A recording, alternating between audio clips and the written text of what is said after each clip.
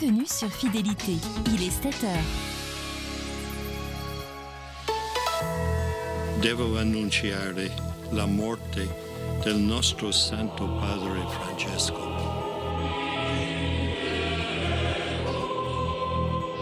Annuncio vobis gaudium magnum. Habemus papam. En direct de Rome et jusqu'à 9h, matinale spéciale préparation du conclave. Clara Baer, Simon Marty. Buongiorno Roma, bonjour à tous. Depuis Rome, à quelques pas de la place Saint-Pierre, où Radio Fidélité a installé cette semaine ses antennes pour vous faire vivre les heures décisives qui vont mener à l'élection du successeur de François. Bonjour Clara. Bonjour Simon. Et en ce lundi 5 mai, la tension monte d'un cran dans la ville éternelle.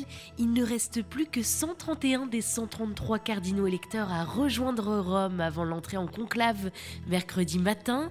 Et c'est en fin d'après-midi que toutes les personnes devant assister au déroulement du conclave, qu'elles soient ecclésiastiques ou laïques, prêteront serment dans la chapelle Pauline du Palais apostolique de garder le secret. Mais avant cela, Clara, ce matin, nous allons accueillir dès 7h30 Guillaume Goubert, ancien correspondant à Rome pour le journal La Croix, dont il a dirigé la rédaction. Il nous éclairera sur les enjeux de ces derniers jours avant le grand moment. Et à 8h, le père Nicolas Harel, curé de Clisson, nous parlera de l'attente et de la prière dans les paroisses, tandis que leurs cardinaux se préparent à choisir le 267e successeur de Pierre. Et puis à 8h22, Michel Coll nous présentera son livre « François, l'anticonformiste » qui sort demain. Un regard lucide sur un pontificat qui a bouleversé l'Église. Avant le conclave de mercredi, deux ultimes congrégations aujourd'hui. Demain, les cardinaux vont prendre possession de Sainte-Marthe, puis ça sera la messe Pro Elegendo Romani Pontifis, basilique Saint-Pierre, présidée par le cardinal doyen. Alors que Rome s'anime déjà, que les fidèles arrivent, les journalistes s'installent, l'histoire de l'Église est en marche et Radio Fidélité compte bien ce matin vous la faire vivre. Mais auparavant, à tout juste 7h passées de 2 minutes, je vous propose que l'on marque un point du côté de l'information. Et à la une de l'actualité de ce lundi 5 mai 2025, la tension monte d'un cran au Moyen-Orient. Les rebelles houthis affirment que les États-Unis ont mené une dizaine de frappes aériennes sur la capitale du Yémen dimanche dernier. Ces raids américains interviennent alors que les Houthis ont revendiqué le tir du missile tombé dans l'enceinte de l'aéroport Ben Gourion de Tel Aviv, où le trafic aérien a été brièvement suspendu. Israël a immédiatement promis de réagir. Et pendant que les conflits armés secouent le Moyen-Orient, les luttes de pouvoir s'intensifient aussi dans les urnes. En Roumanie, les électeurs de retour aux urnes 6 mois après l'annulation de la présidentielle. Et elle confirme de nouveau son virage nationaliste. Le candidat d'extrême droite, George Simion, est arrivé dimanche 4 mai en tête du premier tour. À la clôture des bureaux de vote, le chef du parti nationaliste a été crédité de 30 à 33% des suffrages devant le candidat de la coalition pro-européenne déjà au pouvoir.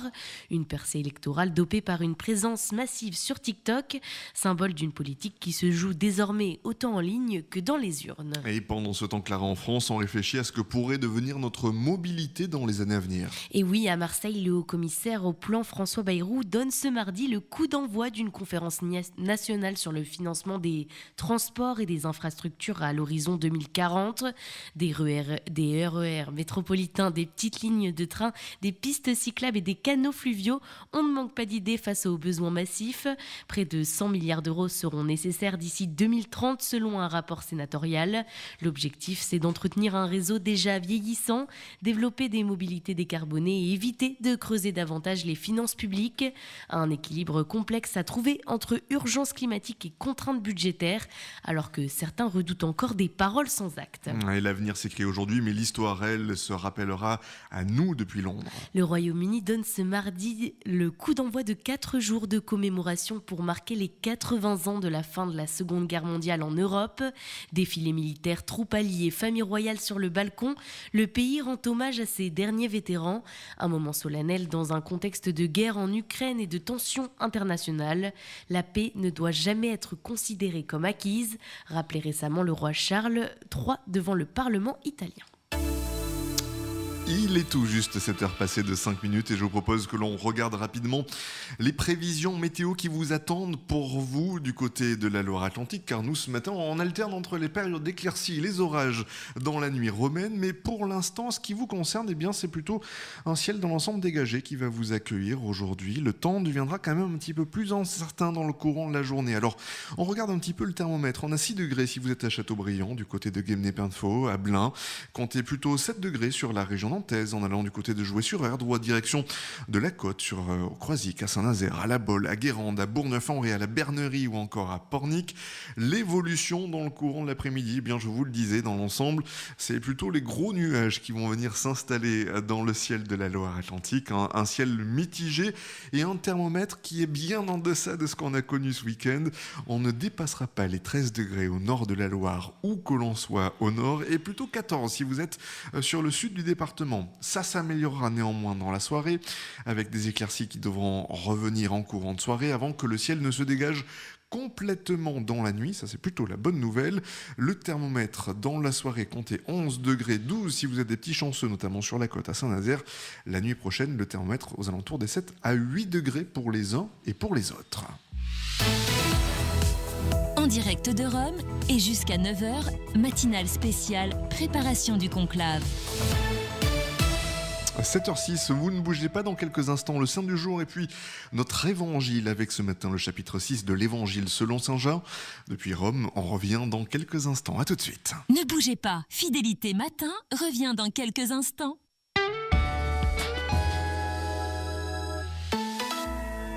Chers auditeurs de Radio Fidélité, dans quelques jours, un nouveau chapitre de l'histoire de l'Église va s'écrire à Rome et nous voulons vous y amener.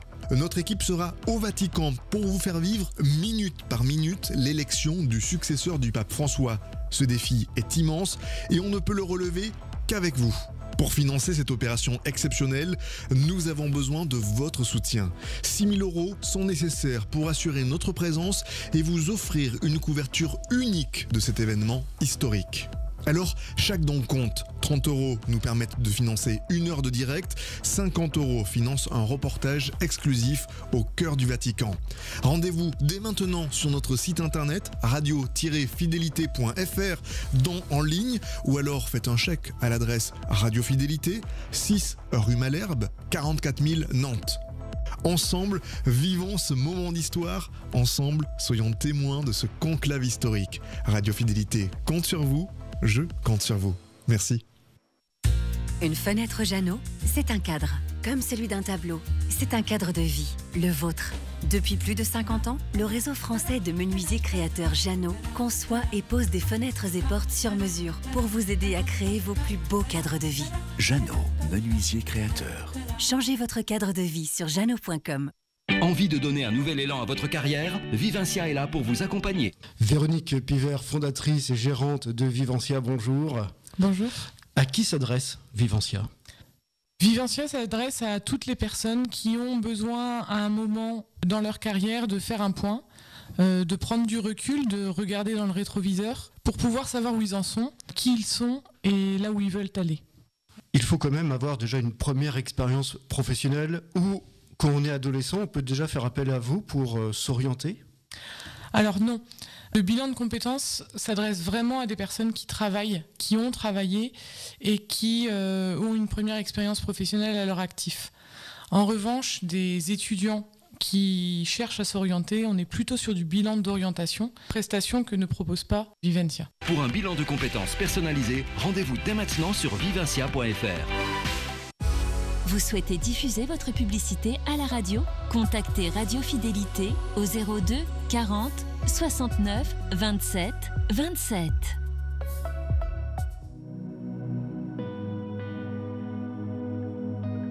Soyons saints, en partenariat avec Magnificat.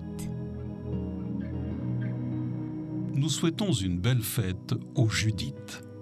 Le bienheureux Grégoire Frantzkowiak est un religieux polonais né en 1911. 8e d'une famille de pauvres cultivateurs, il aime dès son enfance servir la messe. Il prend l'habitude de se confesser chaque mois et retient et répète tout ce que dit le curé dans ses homélies. Il entre à 16 ans au couvent de Gournagroupa, dans la Société du Verbe divin. Il y travaille à l'atelier de reliure ainsi qu'à l'accueil.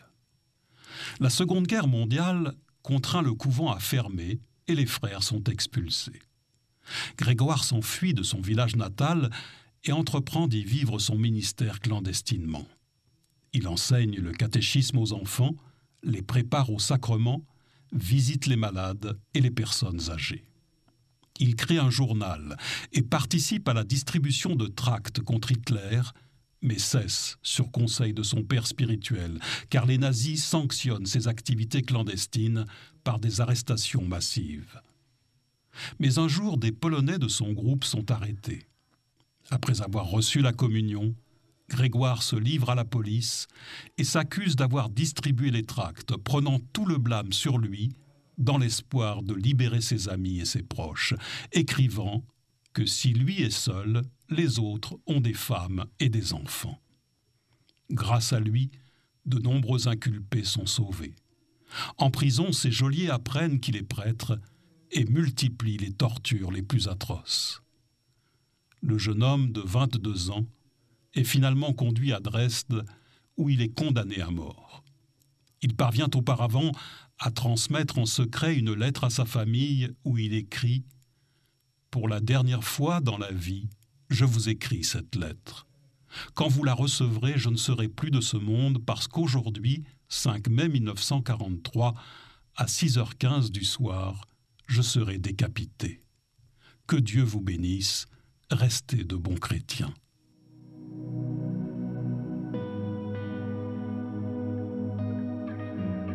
Il n'y a pas de plus grand amour que de donner sa vie pour ses amis, dit le Christ.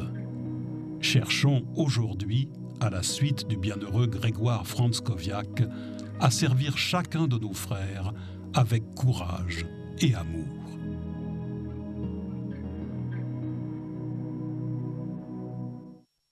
C'était le Saint du jour et on poursuit notre matinée avec votre temps de prière ce matin, le chapitre 6 de l'Évangile. Évangile de Jésus-Christ selon saint Jean. Jésus avait traversé le lac en marchant sur les eaux.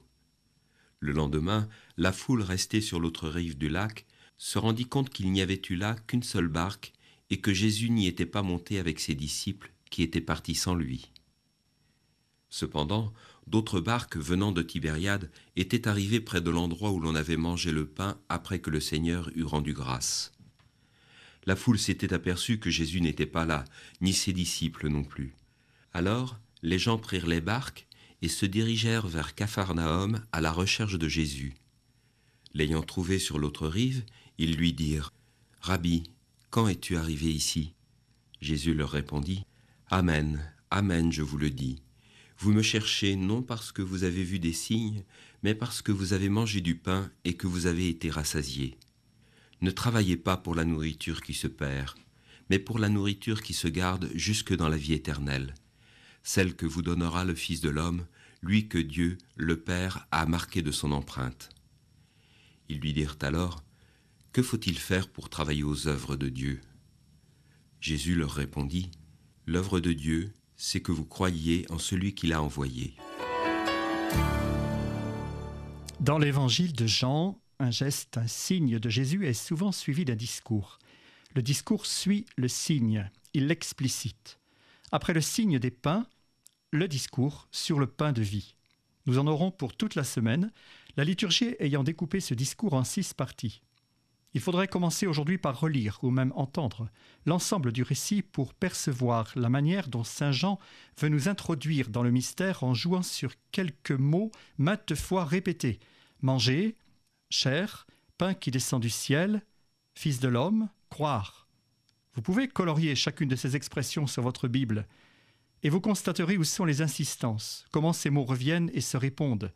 Ce sont autant de mots et d'expressions qui vont nous conduire là où désire nous conduire l'évangéliste, c'est-à-dire à nous faire prendre position. Croire, ne pas croire. Que voulons-nous choisir? Peut-on continuer à suivre le Christ? En introduction à toute cette semaine, une autre remarque.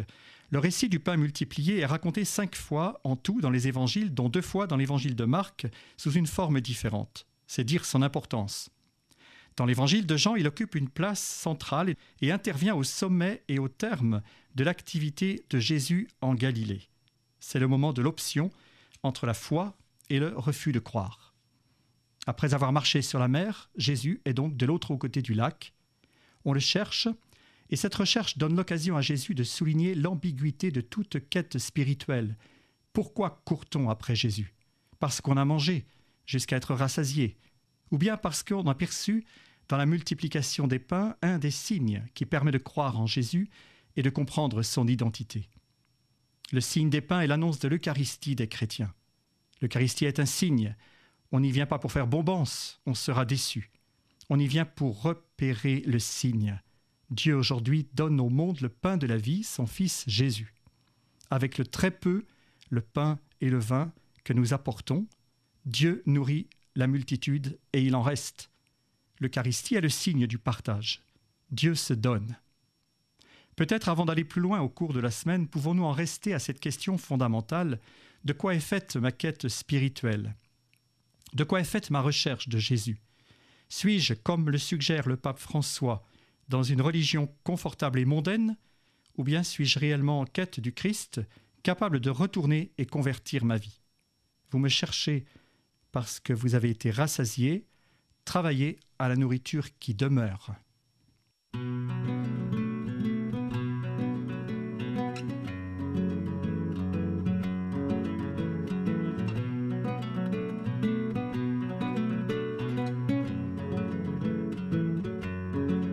On me dit que là-haut tout sera vraiment beaucoup plus beau. Ce qui fait mal ici n'aura jamais plus cours là-haut. Mais y aura-t-il des enfants, des oiseaux là-haut, des torrents, des rivières, du soleil, des fleurs si belles et jamais fanées, et de la tendresse, comme s'il en pleuvait, comme s'il en pleuvait. Tout là-haut, tout là-haut.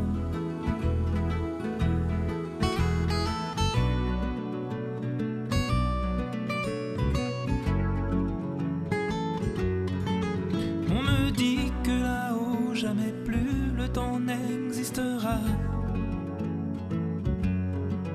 que même les minutes sont toutes éternelles là-haut.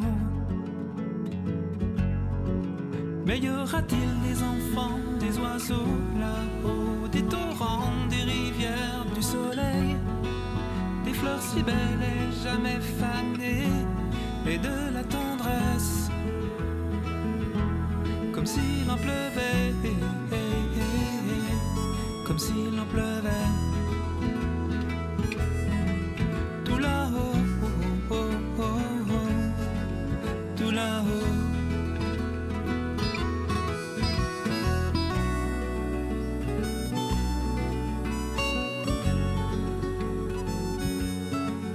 On me dit que là-haut tout sera vraiment beaucoup plus beau.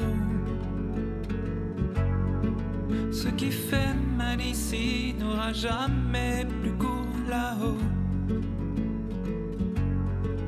Mais y aura-t-il des enfants, des oiseaux là-haut, des torrents, des rivières, du soleil, des fleurs si belles et jamais fanées, et de la tendresse, comme s'il en pleuvait, comme s'il en pleuvait. Tout là-haut, tout là-haut.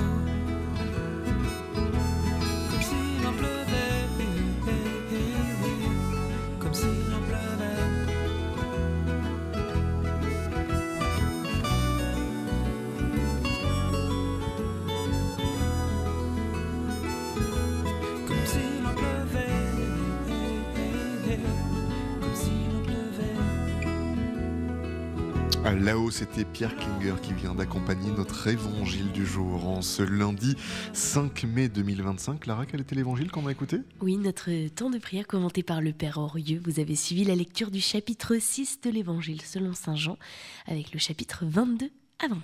Il est tout juste 7h20 si vous venez nous rejoindre à l'écoute de Radio Fidélité. En direct de Rome et jusqu'à 9h, matinale spéciale préparation du conclave.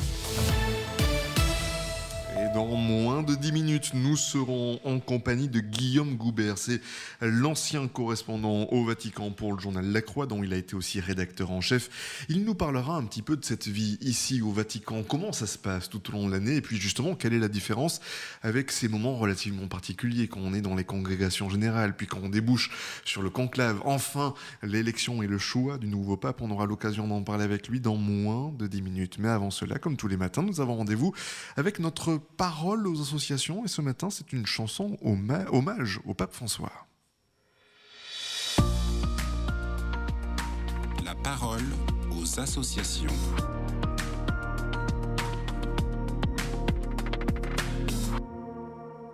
Bonjour à tous, bienvenue dans la parole aux associations. Aujourd'hui, je suis avec Mickaëlle Fèvre, la responsable du pôle communication et recherche de fonds chez Fidesco.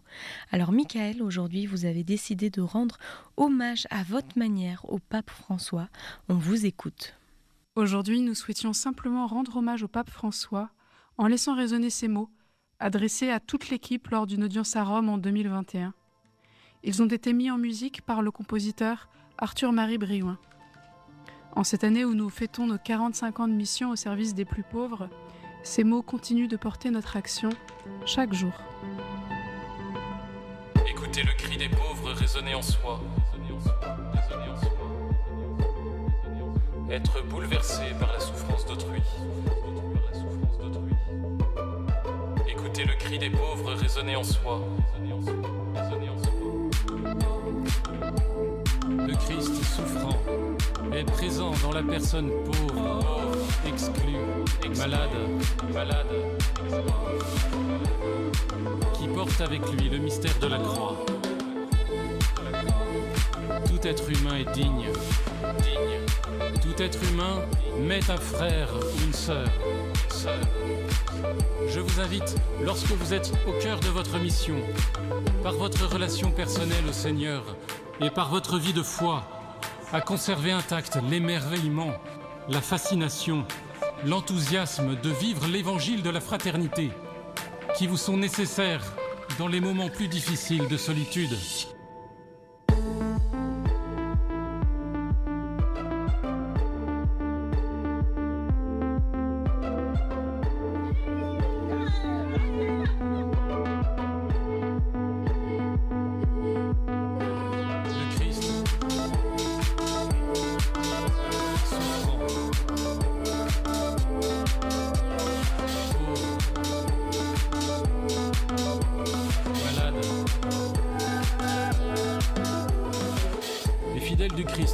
Témoignage de la tendresse et de la compassion. Écoutez le cri des pauvres résonner en soi. Être bouleversé par la souffrance d'autrui. Celui qui s'engage dans vos missions trouve l'occasion d'une ouverture au monde, aux cultures, et un chemin spirituel en réponse aux dons gratuits de Dieu. Tout être humain est digne.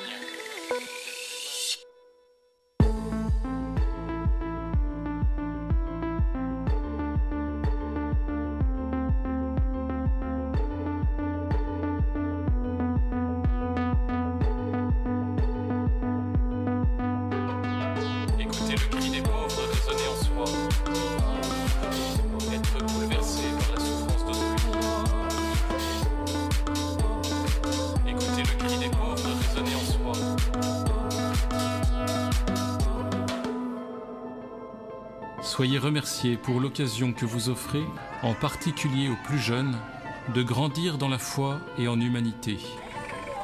Je vous bénis de tout mon cœur. Eh bien, merci Mickaëlle pour cet hommage au pape François. Je vous souhaite à tous une très belle journée sur KTO Radio.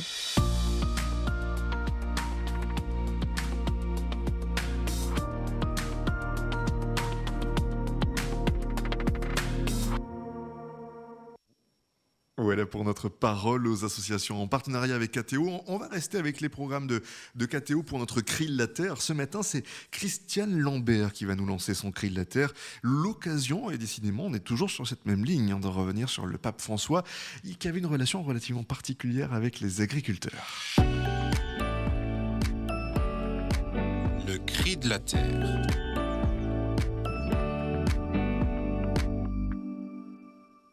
Le décès de Pape François est l'occasion de porter un regard sur ses écrits et son action.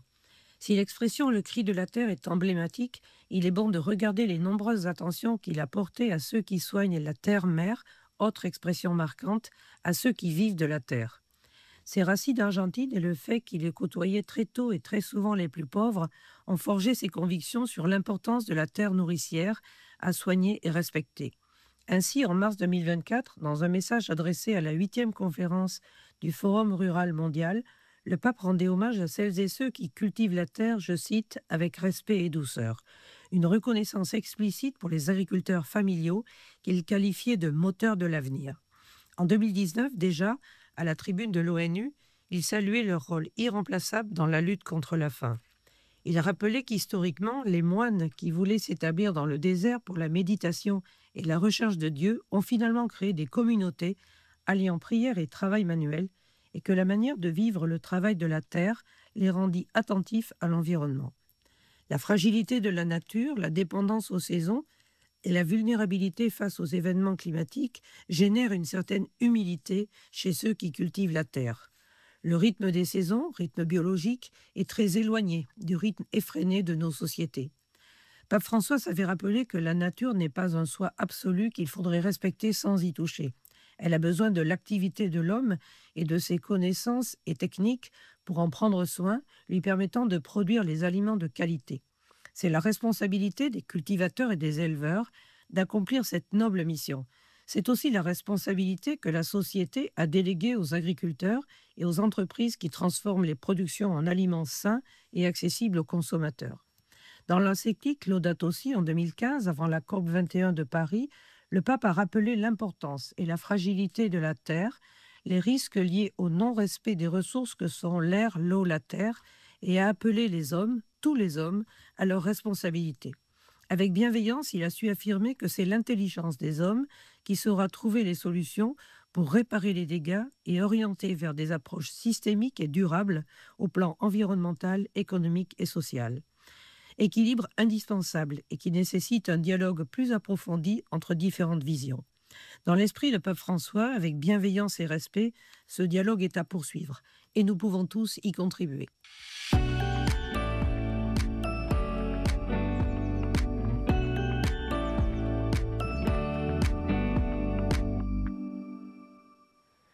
C'était Le Cri de la Terre de Christine Lambert et on continue avec les chroniques du patrimoine, toujours avec KTO Radio.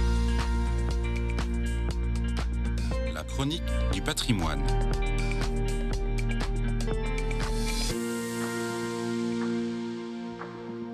Bonjour. De Libo en actuelle Lettonie à Cadix en Espagne, en passant par Roscoff en Bretagne et Exeter en Grande-Bretagne, l'histoire des enclos invite au voyage. Au XVIe et XVIIe siècle, la Bretagne se trouve au carrefour des grandes routes maritimes entre les mers du Nord et les mers du Sud. Ces routes permettent la circulation des marchandises, mais aussi des hommes et des idées. En effet, l'histoire des enclos paroissiaux est liée à l'histoire européenne. En 1492, la redécouverte de l'Amérique par Christophe Colomb apporte des débouchés économiques importants dont nous avons déjà parlé avec le commerce du lin. Entre 1545 et 1563 se déroule le Concile de Trente. Face à la réforme protestante et à la concurrence, les évêques et des théologiens de l'Église catholique se réunissent en Italie à la demande du pape Paul II. Même si cela dure 18 ans, le concile ne se réunit que 3 fois, mais permet une révision en profondeur. Parmi les modifications, on trouve la formation des prêtres par la mise en place de séminaires, le fait de faire la messe dans la langue que les gens comprennent et plus forcément en latin, dans les enclos paroissiaux c'est le breton. La volonté d'ouvrir le chœur sur la nef amène le retrait des jubés et l'installation de chaires à prêcher. Parmi les enclos paroissiaux, nous pouvons citer celui de la Roche-Maurice qui a conservé son jubé. Outre les grandes découvertes et la réforme de l'Église catholique, d'autres événements européens influent sur les enclos paroissiaux, notamment sur le style avec l'arrivée de la Renaissance italienne. Dans ce monde ouvert où la Bretagne a toute sa place, les circuits de la connaissance artistique viennent d'Italie, passent par les Flandres et la France, atteignent les paroisses léonardes du Nord Finistère. Dans cette histoire, le chantier du château de Kerjean à Saint-Vougué, dans la deuxième moitié du XVIe siècle, est un moment charnière. Il diffuse les décors de la Renaissance dans les paroisses les plus proches. Le jeu des influences au sein de la zone des enclos est particulièrement révélateur pour l'utilisation de la colonne Baguet. Inventée par Philibert Delorme dans son premier tome sur l'architecture en 1567, elle apparaît à Lannoirenaud en 1582 et se retrouve dans de nombreux enclos comme Baudélis, Guimillot, Lampol-Guimillot et Saint-Égonec. Mais nous verrons dans une autre chronique plus en profondeur l'architecture des enclos paroissiaux.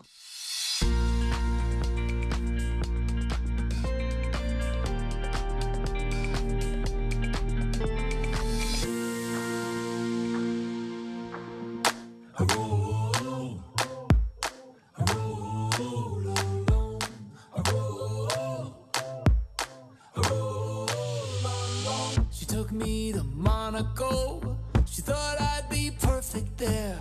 I played every song I know to some boozed up billionaire. She felt like Princess Grace, I felt like someone's pet. She said, I wanna stay. I said, good luck and left.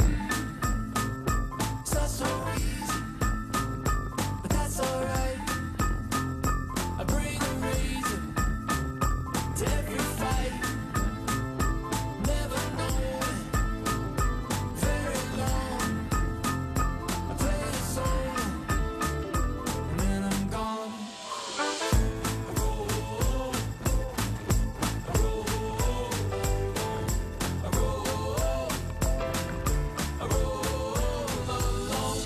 Her name was Angelique.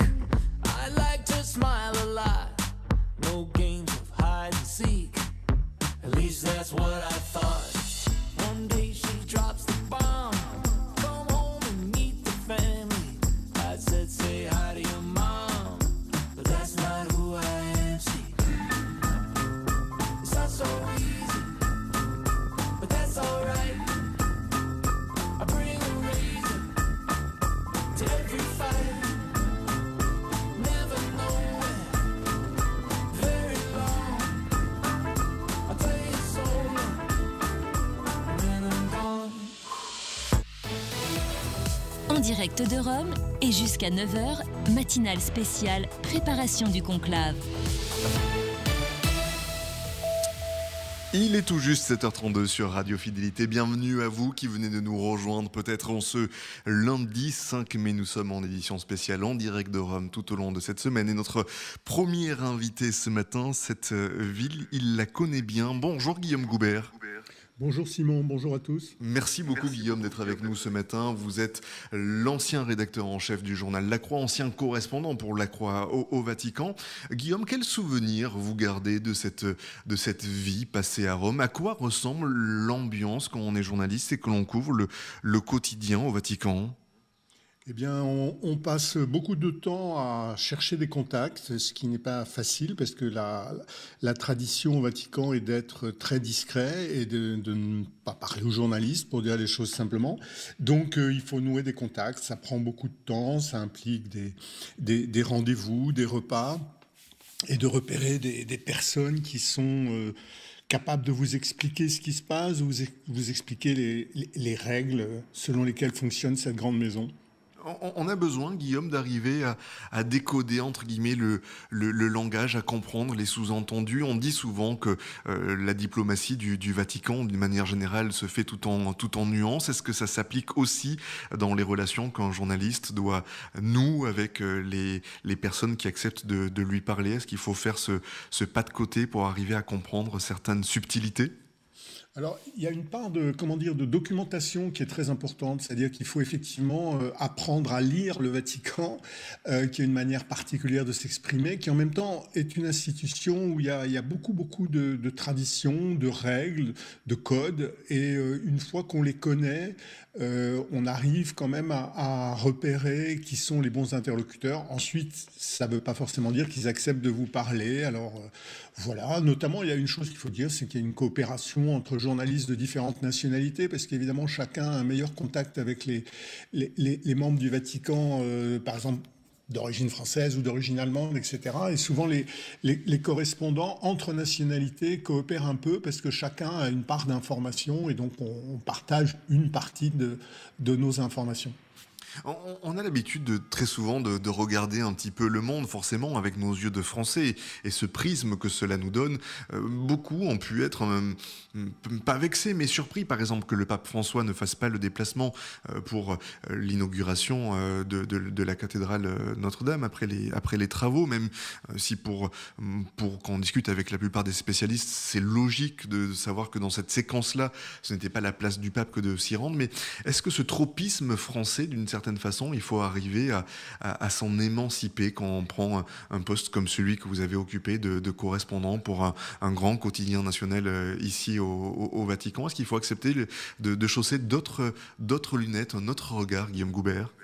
Oui, tout à fait. Le Vatican, le Saint-Siège, c'est une organisation très internationale, même si la culture italienne y est prédominante. La langue italienne est la langue courante, hein, c'est un petit peu l'équivalent de l'anglais dans les relations internationales. Au Vatican, on parle l'italien, quelle que soit sa nationalité. Donc c'est une organisation internationale. Effectivement, la présence du français et des Français s'est amenuisée au cours des dernières décennies, c'est clair. Donc il faut arriver effectivement à s'intégrer dans un système qui est très international, qui est aussi celui des grandes congrégations religieuses qui ont leur siège à Rome, celui des universités pontificales, etc. Donc on vit dans une ambiance multilingue, multiculturelle qui est assez passionnante.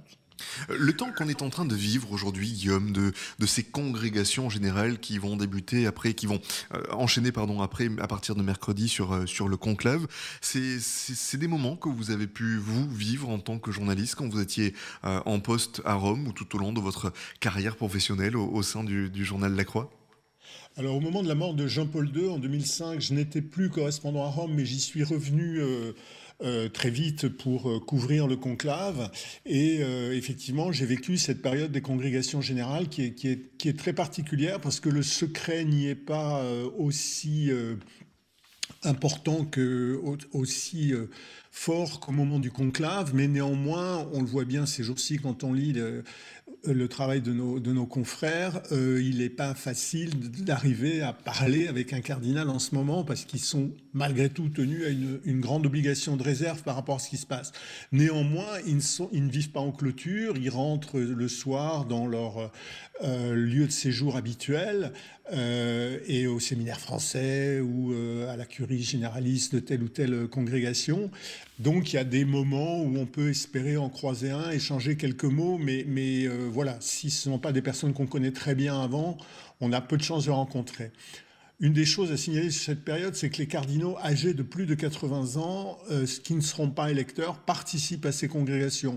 Et généralement, eux sont un tout petit peu plus bavards parce que, voilà, ils participeront pas au conclave, ils ont quand même envie d'exprimer leurs convictions. Et donc voilà, au moment avant le conclave, on a un tout petit peu plus de chances de parler avec des cardinaux qui n'iront pas au conclave qu'avec ceux qui iront au conclave.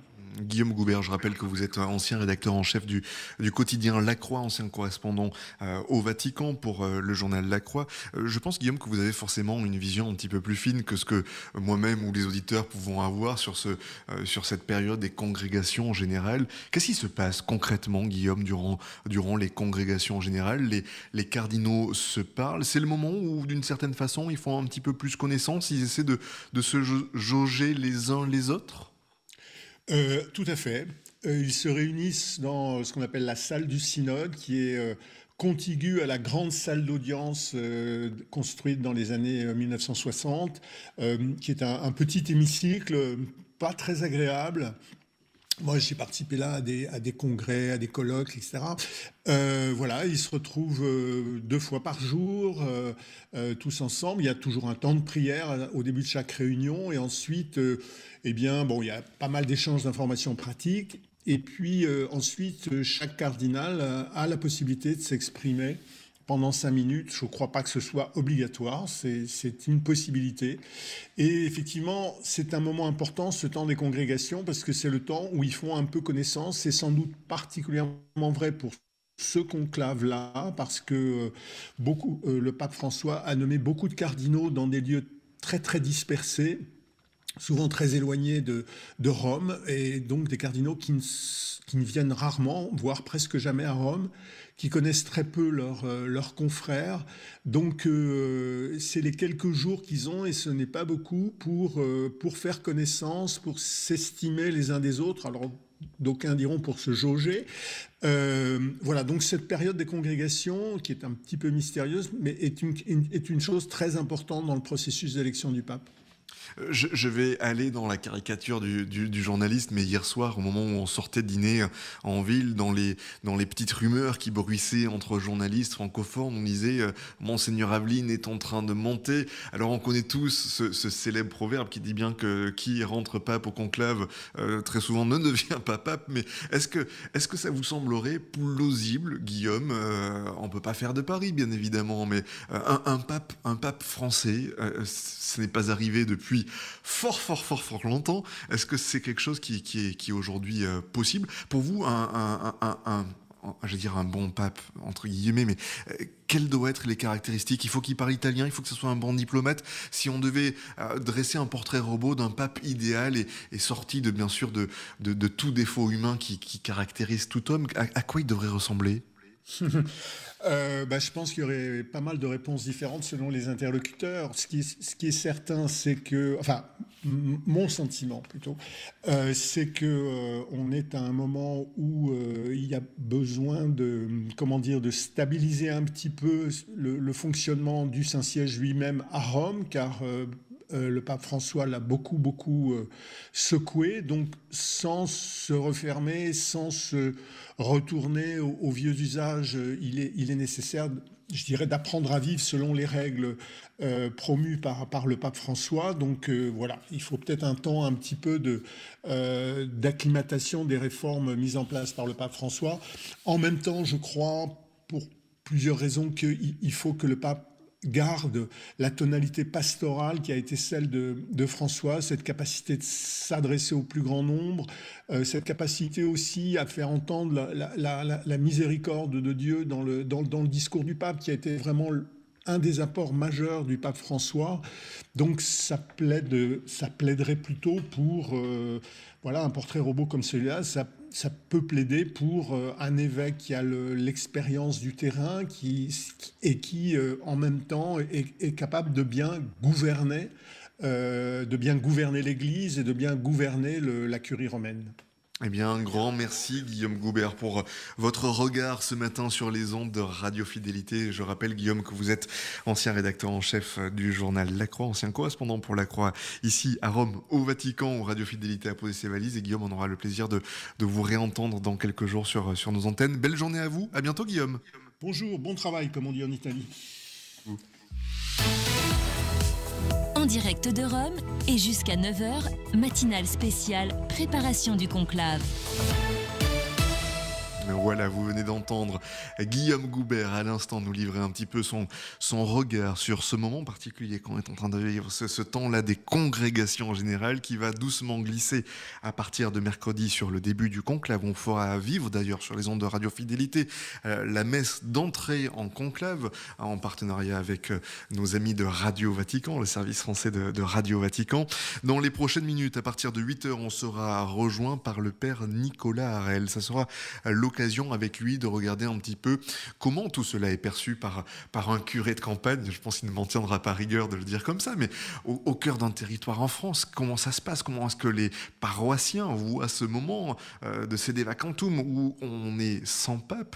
Et puis juste après, c'est Michel Coll qui viendra nous parler. Michel Coll qui est auteur. Il vient notamment de publier un livre sur le pape François. François l'anticonformiste, livre qui sort demain en librairie. librairie et qui porte un regard plutôt lucide sur ce pontificat qui a, d'ailleurs, Guillaume nous le disait, un petit peu bouleversé l'Église. Voilà pour le programme qui vous attend, en tout cas, dans grosso modo la prochaine heure de cette matinale spéciale ici à Rome. Nous, on va prendre, comme tous les matins à présent, la direction de notre temps de prière avec, vous en avez l'habitude, de l'Évangile qui arrive tout de suite. Ce matin, l'Évangile, c'est le chapitre 6 de l'Évangile selon saint Jean, les versets 22 à 29. Évangile de Jésus-Christ selon saint Jean. Jésus avait traversé le lac en marchant sur les eaux. Le lendemain, la foule restée sur l'autre rive du lac se rendit compte qu'il n'y avait eu là qu'une seule barque et que Jésus n'y était pas monté avec ses disciples qui étaient partis sans lui. Cependant, d'autres barques venant de Tibériade étaient arrivées près de l'endroit où l'on avait mangé le pain après que le Seigneur eut rendu grâce. La foule s'était aperçue que Jésus n'était pas là, ni ses disciples non plus. Alors, les gens prirent les barques et se dirigèrent vers Capharnaüm à la recherche de Jésus. L'ayant trouvé sur l'autre rive, ils lui dirent « Rabbi, quand es-tu arrivé ici ?» Jésus leur répondit « Amen, amen, je vous le dis. Vous me cherchez non parce que vous avez vu des signes, mais parce que vous avez mangé du pain et que vous avez été rassasiés. Ne travaillez pas pour la nourriture qui se perd, mais pour la nourriture qui se garde jusque dans la vie éternelle, celle que vous donnera le Fils de l'homme, lui que Dieu, le Père, a marqué de son empreinte. » Ils lui dirent alors, « Que faut-il faire pour travailler aux œuvres de Dieu ?» Jésus leur répondit, « L'œuvre de Dieu, c'est que vous croyiez en celui qui l'a envoyé. » Dans l'évangile de Jean, un geste, un signe de Jésus est souvent suivi d'un discours. Le discours suit le signe, il l'explicite. Après le signe des pains, le discours sur le pain de vie. Nous en aurons pour toute la semaine, la liturgie ayant découpé ce discours en 6 parties. Il faudrait commencer aujourd'hui par relire ou même entendre l'ensemble du récit pour percevoir la manière dont saint Jean veut nous introduire dans le mystère en jouant sur quelques mots maintes fois répétés. Manger, chair, pain qui descend du ciel, Fils de l'homme, croire. Vous pouvez colorier chacune de ces expressions sur votre Bible et vous constaterez où sont les insistances, comment ces mots reviennent et se répondent. Ce sont autant de mots et d'expressions qui vont nous conduire là où désire nous conduire l'évangéliste, c'est-à-dire à nous faire prendre position. Croire, ne pas croire. Que voulons-nous choisir? Peut-on continuer à suivre le Christ? En introduction à toute cette semaine, une autre remarque. Le récit du pain multiplié est raconté 5 fois en tout dans les évangiles, dont 2 fois dans l'évangile de Marc, sous une forme différente. C'est dire son importance. Dans l'évangile de Jean, il occupe une place centrale et intervient au sommet et au terme de l'activité de Jésus en Galilée. C'est le moment de l'option entre la foi et le refus de croire. Après avoir marché sur la mer, Jésus est donc de l'autre côté du lac. On le cherche, et cette recherche donne l'occasion à Jésus de souligner l'ambiguïté de toute quête spirituelle. Pourquoi court-on après Jésus? Parce qu'on a mangé, jusqu'à être rassasié, ou bien parce qu'on a perçu dans la multiplication des pains un des signes qui permet de croire en Jésus et de comprendre son identité. Le signe des pains est l'annonce de l'Eucharistie des chrétiens. L'Eucharistie est un signe. On n'y vient pas pour faire bombance, on sera déçu. On y vient pour repérer le signe. Dieu aujourd'hui donne au monde le pain de la vie, son Fils Jésus. Avec le très peu, le pain et le vin que nous apportons, Dieu nourrit la multitude et il en reste. L'Eucharistie est le signe du partage. Dieu se donne. Peut-être avant d'aller plus loin au cours de la semaine, pouvons-nous en rester à cette question fondamentale: de quoi est faite ma quête spirituelle? De quoi est faite ma recherche de Jésus? Suis-je, comme le suggère le pape François, dans une religion confortable et mondaine, ou bien suis-je réellement en quête du Christ, capable de retourner et convertir ma vie? Vous me cherchez parce que vous avez été rassasiés, travaillez à la nourriture qui demeure.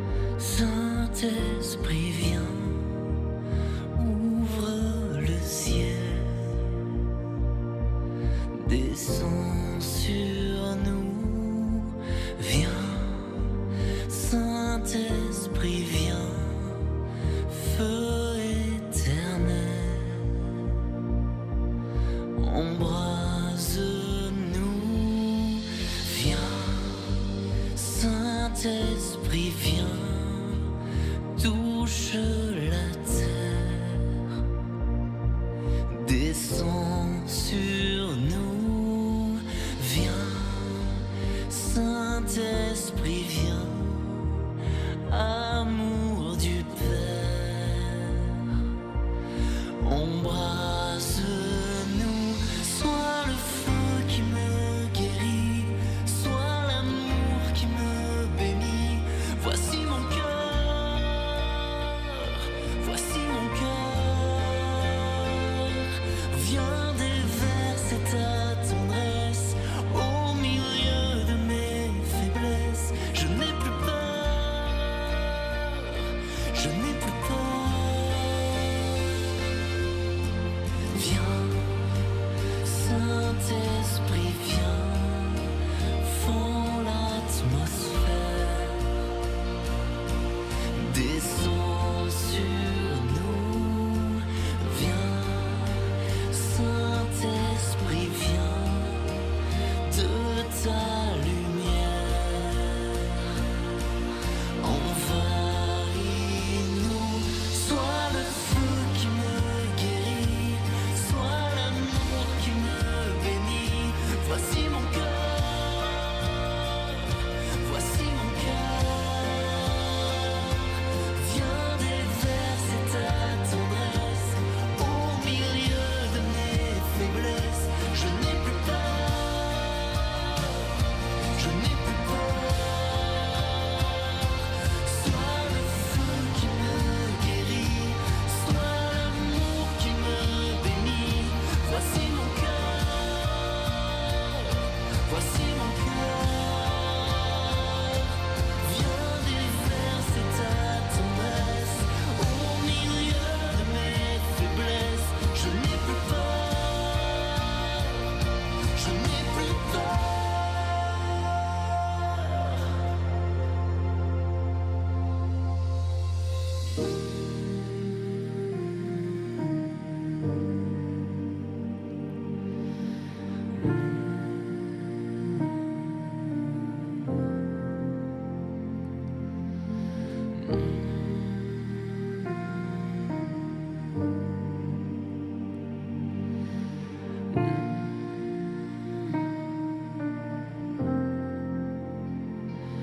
Une pluie de guérison pour notre génération. Voici nos cœurs, voici nos cœurs, dans l'onction de ton esprit, dans l'amour qui m'envahit. Je n'ai plus peur, je n'ai plus peur. Une pluie de guérison pour notre génération. Voici nos cœurs, voici nos cœurs.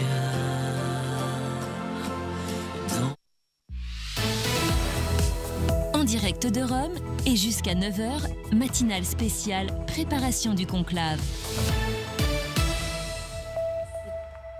C'était Glorious Saint-Esprit, voici mon cœur pour accompagner notre temps de prière commenté par le Père Orieux. Vous avez suivi la lecture du chapitre 6 de l'Évangile selon Saint Jean avec les versets 22 à 29. Et comme nous sommes à Rome en cette période inédite de l'élection du futur pape, c'est l'occasion idéale de revenir sur ce que vous entendez, ces termes, ces symboles, leur signification ou leur origine. Morgane Poirier vous invite à découvrir un petit lexique pour éclairer ce vocabulaire mystérieux et vous plonger au cœur des rites, des traditions et des secrets du Vatican. À l'occasion de cette semaine spéciale à Rome où s'ouvrira le conclave le 7 mai prochain, je vous propose d'éclaircir certaines zones d'ombre autour du vocabulaire papal qui n'aura plus aucun secret pour vous d'ici la fin de la semaine. Pour ce premier épisode, découvrons ensemble les symboles puissants et les figures clés qui encadrent cette transition spirituelle et institutionnelle. Commençons par la lettre A. A comme l'anneau du pêcheur. L'anneau du pêcheur, c'est l'un des symboles forts du pouvoir pontifical. Il incarne le rôle du pape en tant que successeur de Saint-Pierre, l'apôtre qui, selon la tradition chrétienne, était pêcheur avant de devenir le premier pape. Cette bague sert aussi de sceau personnel au souverain pontife pour authentifier ses actes administratifs et prévenir toute falsification posthume. à l'avènement d'un nouveau pape. Un nouveau anneau est forgé, tandis que celui de son prédécesseur est détruit par le cardinal Kermeling. Autrefois à coups de marteau, aujourd'hui simplement rayé. Bien qu'il ne soit plus utilisé pour sceller, l'anneau reste un insigne du pouvoir pontifical. Il est conservé par le secrétaire d'État lorsque le pape ne le porte pas. À la mort ou à la renonciation du pape, le Kermeling le rend symboliquement inutilisable en présence des cardinaux réunis en congrégation générale. Maintenant, passons à la lettre C. C comme Kermeling. Le Kermeling est un haut dignitaire de l'Église catholique, choisi parmi les cardinaux et chargé d'administrer les affaires d'État du Vatican lorsque le siège apostolique est vacant. Sa fonction remonte au Moyen-Âge, époque où il dirigeait la chambre apostolique responsable des finances pontificales. Depuis 1996, ces missions sont définies par la constitution apostolique. Le Kermeling constate la mort du pape, administre les biens du Saint-Siège et organise le conclave. Actuellement, ce rôle est assuré par le cardinal irlando-américain Kevin Farrell. Toujours dans la lettre C, congrégation générale. C'est une assemblée à huis clos, débute dès le deuxième jour suivant la mort du pape. Elles réunissent quotidiennement les cardinaux à Rome sous la direction du doyen du Sacré Collège. Chaque cardinal y prend la parole au moins une fois pour partager son analyse de la situation de l'Église. Ces rencontres permettent de dresser un état des lieux, de se connaître et de s'accorder sur les priorités du prochain pontificat. Et pour terminer cet épisode, nous terminons toujours avec la lettre C, avec cardinaux électeurs. Il s'agit des cardinaux âgés de moins de 80 ans au jour du décès ou de la démission du pape. Seuls eux peuvent élire le nouveau pontife.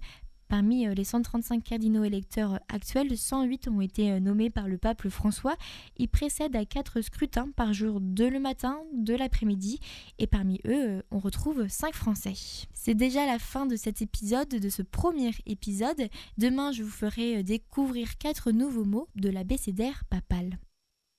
Merci beaucoup Morgane Poirier. On vous retrouve donc demain pour poursuivre un petit peu cette connaissance de notre abécédaire papal que l'on va continuer de découvrir tout au long de notre semaine spéciale. Si vous venez de nous rejoindre à tout juste 7 heures passées de 57 minutes, soyez les bienvenus. C'est une série de matinales et de programmes spéciaux qu'on va vous faire vivre sur les ondes de Radio Fidélité, ici en direct de Rome. Vous ne bougez pas, on revient dans quelques instants. Ne bougez pas, Fidélité Matin revient dans quelques instants.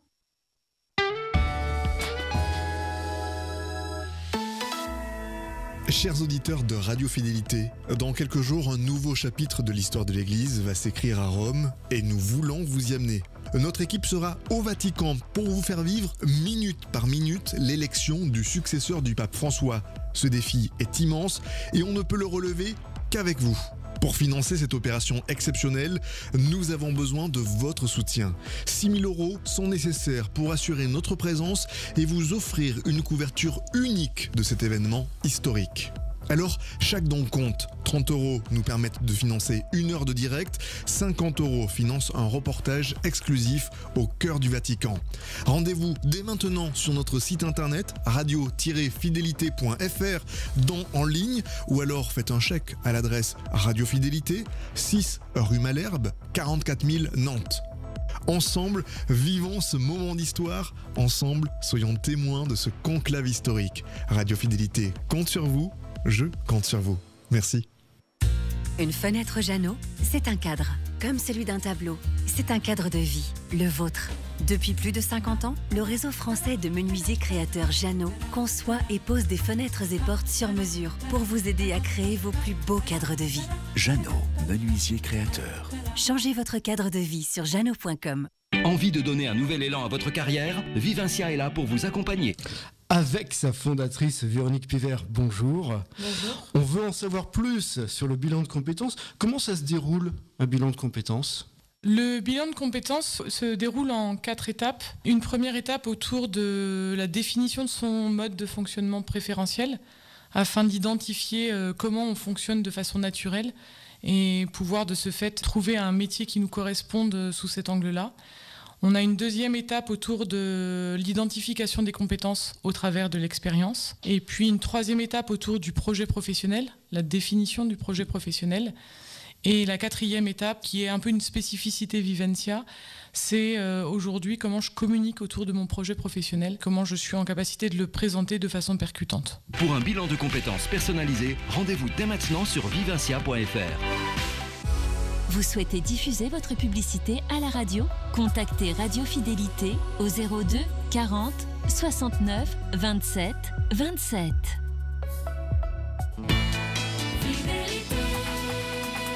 Radio Fidélité, il est 8h.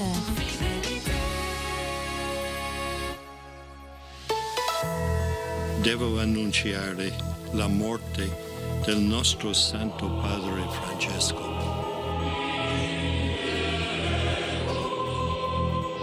Annuncio vobis gaudium magnum. Habemus Papa. En direct de Rome et jusqu'à 9h, matinale spéciale préparation du conclave. Clara Bert, Simon Marty. Et c'est sous les nuages à Rome, mais en t-shirt, que je vous accueille dans cette matinale. Bienvenue à vous, nous sommes à quelques pas de la place Saint-Pierre et Radio Fidélité a posé depuis ce matin ses antennes pour vous faire vivre les heures décisives qui vont nous mener doucement mais sûrement à l'élection du successeur de François. Bonjour Clara. Bonjour Simon. Et à la une de l'actualité en ce lundi. Ah mais non, pas tout de suite Clara, ce serait bien qu'on fasse d'abord peut-être ce qui nous attend dans cette journée. Oui, je suis un peu rapide. Oui, je crois. Oui. la tension monte d'un cran dans la ville éternelle. Je préfère, oui. Il ne reste plus que 131 des 133 cardinaux électeurs à rejoindre Rome avant l'entrée en conclave mercredi matin. Et c'est en fin d'après-midi que toutes les personnes devront assister au déroulement du conclave, qu'elles soient ecclésiastiques ou laïques, prêteront serment dans la chapelle du palais apostolique de garder le secret. Mais avant cela, Clara, ce matin, nos invités à 8h, le père Nicolas Harel, le curé de Clisson, il nous parlera de l'attente et de la prière dans les paroisses, tandis que les cardinaux se préparent à choisir le 267e successeur de Pierre. Il sera avec nous dans quelques minutes. Juste après, c'est Michel Coll qui sera avec nous. Oui, il sera avec nous pour nous présenter son livre François l'anticonformiste, qui sort dès demain dans vos librairies. Un regard lucide sur un pontificat qui a bouleversé l'Église. Avant le conclave de mercredi, 2 ultimes congrégations aujourd'hui. Demain, les cardinaux vont prendre possession de Sainte-Marthe, puis ça sera les messes Pro Eligendo Romani Pontifice à la basilique Saint-Pierre présidée par le cardinal doyen. Et alors que Rome s'anime déjà, les fidèles arrivent et les journalistes s'installent comme nous, Radio Fidélité. L'histoire de l'Église est en marche et notre radio compte bien dès ce matin vous la faire vivre. Mais auparavant, je vous propose que l'on balaye l'actualité de ce lundi 5 mai en France et dans le monde. Et à la une de l'actualité de ce 5 mai, Clara. La tension monte d'un cran au Moyen-Orient. Les rebelles houthis affirment que les États-Unis ont mené une dizaine de frappes aériennes sur la capitale du Yémen dimanche dernier. Puis en Roumanie, les électeurs de retour aux urnes 6 mois après l'annulation de la présidentielle. Un virage politique surprenant se dessine. Puis à l'autre bout de l'Europe, le Royaume-Uni se prépare à une grande commémoration pour marquer les 80 ans de la fin de la Seconde Guerre mondiale. 4 jours d'hommage aux derniers vétérans, mais aussi un message fort pour l'avenir de la paix mondiale. Et la tension monte pour tout d'abord d'un cran au Moyen-Orient. Les rebelles houthis affirment que les États-Unis ont mené une dizaine de frappes aériennes sur Sanaa, la capitale du Yémen. Ces raids américains interviennent alors que les houthis ont revendiqué le tir du missile tombé dans l'enceinte de l'aéroport Ben Gourion de Tel Aviv en Israël, où le trafic aérien a été brièvement suspendu. Israël a immédiatement promis de réagir. Une nouvelle flambée de violence dans une région où l'équilibre est toujours fragile. Depuis l'arrivée de Donald Trump à la Maison-Blanche en janvier, les raids américains se multiplient. Plus de 1000 cibles touchées depuis la mi-mars, selon le Pentagone. Et pendant que les conflits armés secouent le Moyen-Orient, les luttes de pouvoir, elles s'intensifient aussi dans les urnes. Et oui, en Roumanie, les électeurs de retour aux urnes 6 mois après l'annulation de la présidentielle. Et elle confirme de nouveau son virage nationaliste. Le candidat d'extrême droite, Georges Simion, est arrivé dimanche 4 mai en tête du premier tour. À la clôture des bureaux de vote, le chef du parti nationaliste a été crédité de 30 à 33% des suffrages devant le candidat de la coalition pro-européenne déjà au pouvoir. Une percée électorale dopée par une présence massive sur TikTok, symbole d'une politique qui se joue désormais autant en ligne que dans les urnes. Et pendant ce temps en France, on réfléchit à ce que pourrait devenir notre mobilité dans les années à venir. C'est en présence de François Bayrou, le Premier ministre et ex-haut-commissaire au plan. Et oui, il est présent à Marseille et il donne ce mardi le coup d'envoi d'une conférence nationale sur le financement des transports et des infrastructures à l'horizon 2040, des RER métropolitains, des petites lignes de train, des pistes cyclables et des canaux fluviaux. On ne manque pas d'idées face aux besoins massifs. Près de 100 milliards d'euros seront nécessaires d'ici 2030 selon un rapport sénatorial. L'objectif, c'est d'entretenir un réseau déjà vieillissant, développer les mobilités décarbonées et éviter de creuser davantage les finances publiques. Un équilibre complexe à trouver entre urgence climatique et contraintes budgétaires, alors que certains redoutent encore des paroles sans acte. Oui, l'avenir s'écrit aujourd'hui, mais l'histoire, elle, se rappelle à nous depuis Londres. Et oui, le Royaume-Uni donne ce mardi le coup d'envoi de 4 jours de commémoration pour marquer les 80 ans de la fin de la Seconde Guerre mondiale en Europe. Entre défilés militaires, troupes alliées et familles royales sur le balcon, le pays rend hommage à ses derniers vétérans. Un moment solennel dans un contexte de guerre en Ukraine et de tensions internationales. La paix ne doit jamais être considérée comme acquise, rappelait récemment le roi Charles III devant le Parlement italien. Tout juste 8 heures passées de 6 minutes. Si vous venez nous rejoindre à l'écoute de Radio Fidélité, dans quelques instants, nous serons en compagnie du Père Nicolas Harel. Mais juste avant, on va regarder un petit peu le temps qui vous attend pour la Loire-Atlantique. Juste avant, je ne vais pas vous faire rêver que nous concernant à Rome ce matin, on a eu des gros orages dans la nuit et nous sommes sur une succession d'éclaircies et de gros nuages gris, même si les températures sont clémentes. Et justement, les températures ce matin sont dans l'ensemble plutôt correctes sur la Loire-Atlantique pour la saison. 6 degrés au nord de la Loire, comptez plutôt 7 au sud, avec un ciel qui dans l'ensemble est dégagé, quelques petits nuages dans le ciel. L'évolution dans le courant de la journée, vous ne serez pas à l'abri de gros nuages qui vont venir s'installer. Le thermomètre affichera 13 degrés au nord de la Loire, 14 au sud, mais alors c'est vraiment schématique, hein. Vous coupez le département en deux, vous avez les 13 au nord, les 14 au sud, il n'y a pas débat. Dans la soirée, le retour doucement des éclaircies, le thermomètre pour le nord du département avec 11 degrés, comptez là aussi 12 degrés au sud, excepté du côté de Saint-Nazaire, avec cette petite pointe de chaleur de 12 degrés. Et puis la nuit prochaine, un ciel qui va enfin se dégager et le thermomètre qui devrait se stabiliser à 7 degrés à l'intérieur des terres. Comptez plutôt 8 si vous êtes au bord de l'océan Atlantique. En direct de Rome et jusqu'à 9h, matinale spéciale préparation du conclave. Et à 8h07, c'est le Père Nicolas Harel que j'accueille à présent. Bonjour Père. Bonjour Père. Bonjour à tous. Merci beaucoup Père Nicolas Harel d'être avec nous ce matin en direct sur les ondes de Radio Fidélité. Père, on en parlait tout à l'heure avec notre premier invité, Guillaume Goubert, ancien rédacteur en chef du journal La Croix et ancien correspondant de La Croix au Vatican, de l'ambiance particulière qui est ici présente à Rome et au Vatican, mais au sein des paroisses de Loire-Atlantique. Vous, en tant que curé, comment ça se passe, comment ça se vit cette période où on attend un nouveau pape? Ça se vit dans une attente confiante. Puis nous prions actuellement, on a commencé déjà dès hier à prier pour les... Père Nicolas Harel, on va vous reprendre par téléphone dans quelques instants parce que la liaison est relativement difficile. Ce que je vais faire, c'est qu'on va vous appeler au téléphone, on va couper la liaison et on va vous rappeler au téléphone tout de suite le Père Nicolas Harel, qu'on va essayer de reprendre immédiatement. Alors, je suis en train de l'appeler avec mon petit téléphone, c'est un petit peu comme la valise RTL. Ça sonne pas, c'est en train de sonner du côté du Père Nicolas Harel. Hop, Père Harel, est-ce que je vous ai retrouvé? Voilà, ça sera plus facile. Exactement. Vous nous disiez comment ça se vit au cœur de vos paroisses? Ça se vit dans une grande sérénité, c'est une vraie atmosphère de prière pour le repos du pape François et puis d'action de grâce pour ce pontificat. Et puis nous avons déjà commencé hier, on a confié tous les cardinaux à la Vierge Marie pour qu'elle guide leurs pas et leur discernement avec l'Esprit Saint pour qu'il nous donne le pasteur dont nous avons besoin. Les paroissiens vous en parlent, Père, de cette période un petit peu particulière que l'on vit dans la vie de l'Église? Oui, alors il m'en parle toujours avec une touche d'humour parce qu'il cherche à savoir si j'ai un candidat favori. Mais je n'ai aucun favori, je n'ai aucun poulain. Donc on envoie directement sur l'Esprit Saint. C'est lui qui va décider, c'est lui qui a mené le pontificat de François et c'est lui qui va mener son successeur. Et donc il y aura une grande continuité. Et donc je n'ai pas de favori. Je sais que vous êtes historien de formation, Père. Très souvent, les médias ont une légère tendance, mais d'ailleurs pas que les médias. Hein. On a tous une légère tendance à vouloir, dès que quelqu'un, et en l'occurrence un pape, nous quitte, dresser le bilan, se pencher sur qu'est-ce qui nous lèguera, qu'est-ce qu'on retiendra, qu'est-ce qu'il faut garder, qu'est-ce qu'il faut jeter. Est-ce que c'est pas un petit peu trop tôt ?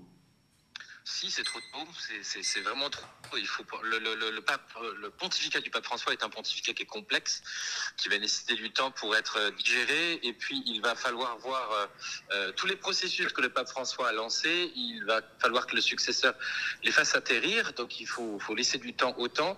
Par contre, j'invite vraiment les gens, moi, ce qu'il faut faire, c'est retourner aux origines du pontificat du pape François. Il faut aller relire Porta Fideli, qui était ce très beau document qu'il avait écrit conjointement avec Benoît XVI.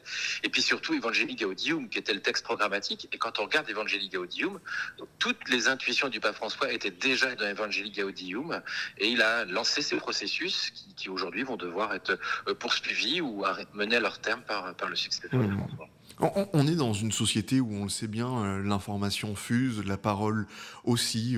Vous trouvez, Père, bien sûr, à votre échelle, que la parole du pape aujourd'hui aurait besoin de retrouver peut-être j'allais dire le mot stature, je ne pense pas que ce soit forcément le bon, mais une forme de rareté.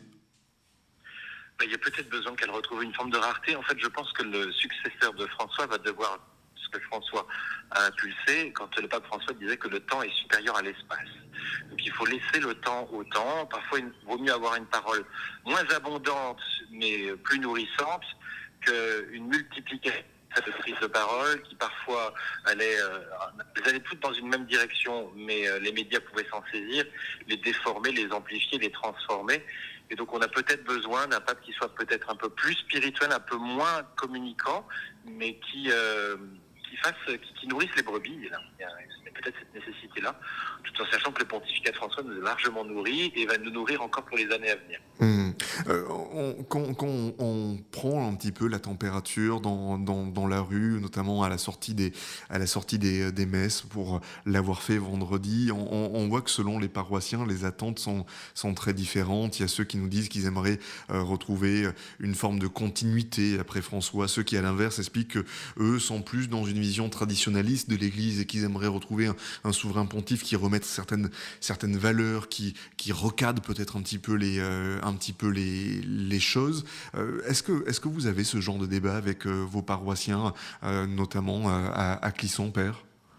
Oui, il y a ce genre de débat. Alors moi, après, avec mon recul, je leur rappelle qu'on travaille sur du temps. Il ne faut pas oublier que les cardinaux, l'essentiel des cardinaux aujourd'hui ont été effectivement nommés par François, mais ils ont été faits évêques sous Jean-Paul II ou sous Benoît XVI. Et donc il y a toujours une continuité qui s'opère. Voilà, François n'a pas tout fait. Et tout ce petit monde est centré sur le Christ. Donc, les Français aiment beaucoup les polémiques. C'est le cardinal Boutillo qui disait ça derrière moi. Les Français aiment beaucoup les polémiques. Les Italiens aiment beaucoup les polémiques. Mais dans le reste du monde, on n'est pas trop là-dessus. Et je pense que les cardinaux vont faire impasse sur toutes ces polémiques qui sont peut-être stimulantes dans les repas dominicaux, mais qui ne sont pas l'essentiel. C'est comment nous allons annoncer l'évangile aujourd'hui. Pour terminer, Père, pour vous, dans les prochains jours et notamment avant la fumée blanche, c'est important de s'unir en prière, de demander à l'Esprit Saint qu'on ait justement le pape dont on a besoin et qu'il nous faut. Est-ce qu'à partir du moment où la fumée blanche est là, il faut continuer à prier jusqu'à ce qu'on voit le nouveau pape apparaître au balcon place Saint-Pierre ? Il faut prier jusqu'au bout parce qu'on n'est jamais à l'abri d'une surprise. Donc, et le Saint-Esprit a le don de nous faire toujours des surprises. Vous savez, c'est ce qu'on dit toujours, un cardinal peut rentrer papabile, mais il n'en sort pas nécessairement pape. Donc nous verrons la surprise que l'Esprit Saint va nous donner en nous confiant à un nouveau pasteur qui va permettre au pontificat de François de fleurir et de porter du fruit. Eh bien, un grand merci, Père Nicolas Harel, d'avoir été avec nous ce matin sur les ondes de Radio Fidélité. Et puis forcément, on adresse un bonjour tout particulier aux auditeurs de vos paroisses qui vous ont entendu ce matin sur les ondes. Merci beaucoup, Père. Belle journée à vous. À très bientôt. Bonne journée à vous. Au revoir. En direct de Rome et jusqu'à 9h, matinale spéciale préparation du conclave. Il y a des matins où les liaisons sont forcément un petit peu plus compliquées. Vous m'excusez pour la qualité un petit peu cavalière du son ce matin. Et puis si vous entendez de temps en temps un bip-bip, sachez que c'est l'horloge de notre studio qui a décrété qu'elle était en mode réveil et donc elle essaie régulièrement de me réveiller. Je ne sais pas trop pourquoi, donc j'appuie sur le petit bouton régulièrement pour lui faire passer à la suite. Dans quelques instants, c'est Michel Coll qui va nous accompagner sur les ondes de Radio Fidélité. Ben voilà, ça y est, elle se remet à sonner. Donc non, je ne dors pas, c'est bon. Dans quelques instants, Michel Coll sera avec nous. Avant cela, à tout juste 8h, passé de 15 minutes, je vous propose que l'on retrouve notre saint du jour. Soyons saints, en partenariat avec Magnificat. Nous souhaitons une belle fête aux Judith. Le bienheureux Grégoire Franczkowiak est un religieux polonais né en 1911. 8e d'une famille de pauvres cultivateurs, il aime dès son enfance servir la messe. Il prend l'habitude de se confesser chaque mois et retient et répète tout ce que dit le curé dans ses homélies. Il entre à 16 ans au couvent de Gourna Grupa, dans la Société du Verbe divin.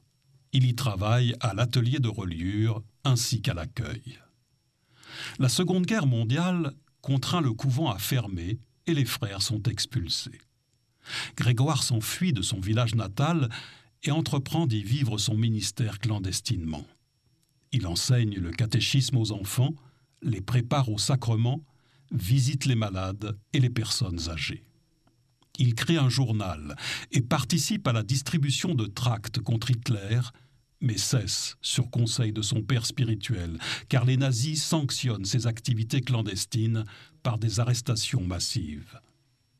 Mais un jour, des Polonais de son groupe sont arrêtés. Après avoir reçu la communion, Grégoire se livre à la police et s'accuse d'avoir distribué les tracts, prenant tout le blâme sur lui, dans l'espoir de libérer ses amis et ses proches, écrivant que si lui est seul, les autres ont des femmes et des enfants. Grâce à lui, de nombreux inculpés sont sauvés. En prison, ses geôliers apprennent qu'il est prêtre et multiplient les tortures les plus atroces. Le jeune homme de 22 ans est finalement conduit à Dresde, où il est condamné à mort. Il parvient auparavant à transmettre en secret une lettre à sa famille où il écrit « Pour la dernière fois dans la vie, je vous écris cette lettre.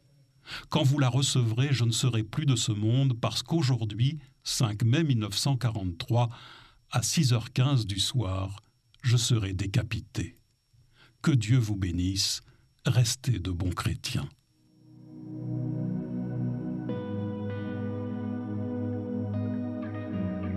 Il n'y a pas de plus grand amour que de donner sa vie pour ses amis, dit le Christ. Cherchons aujourd'hui, à la suite du bienheureux Grégoire Franczkowiak, à servir chacun de nos frères avec courage et amour.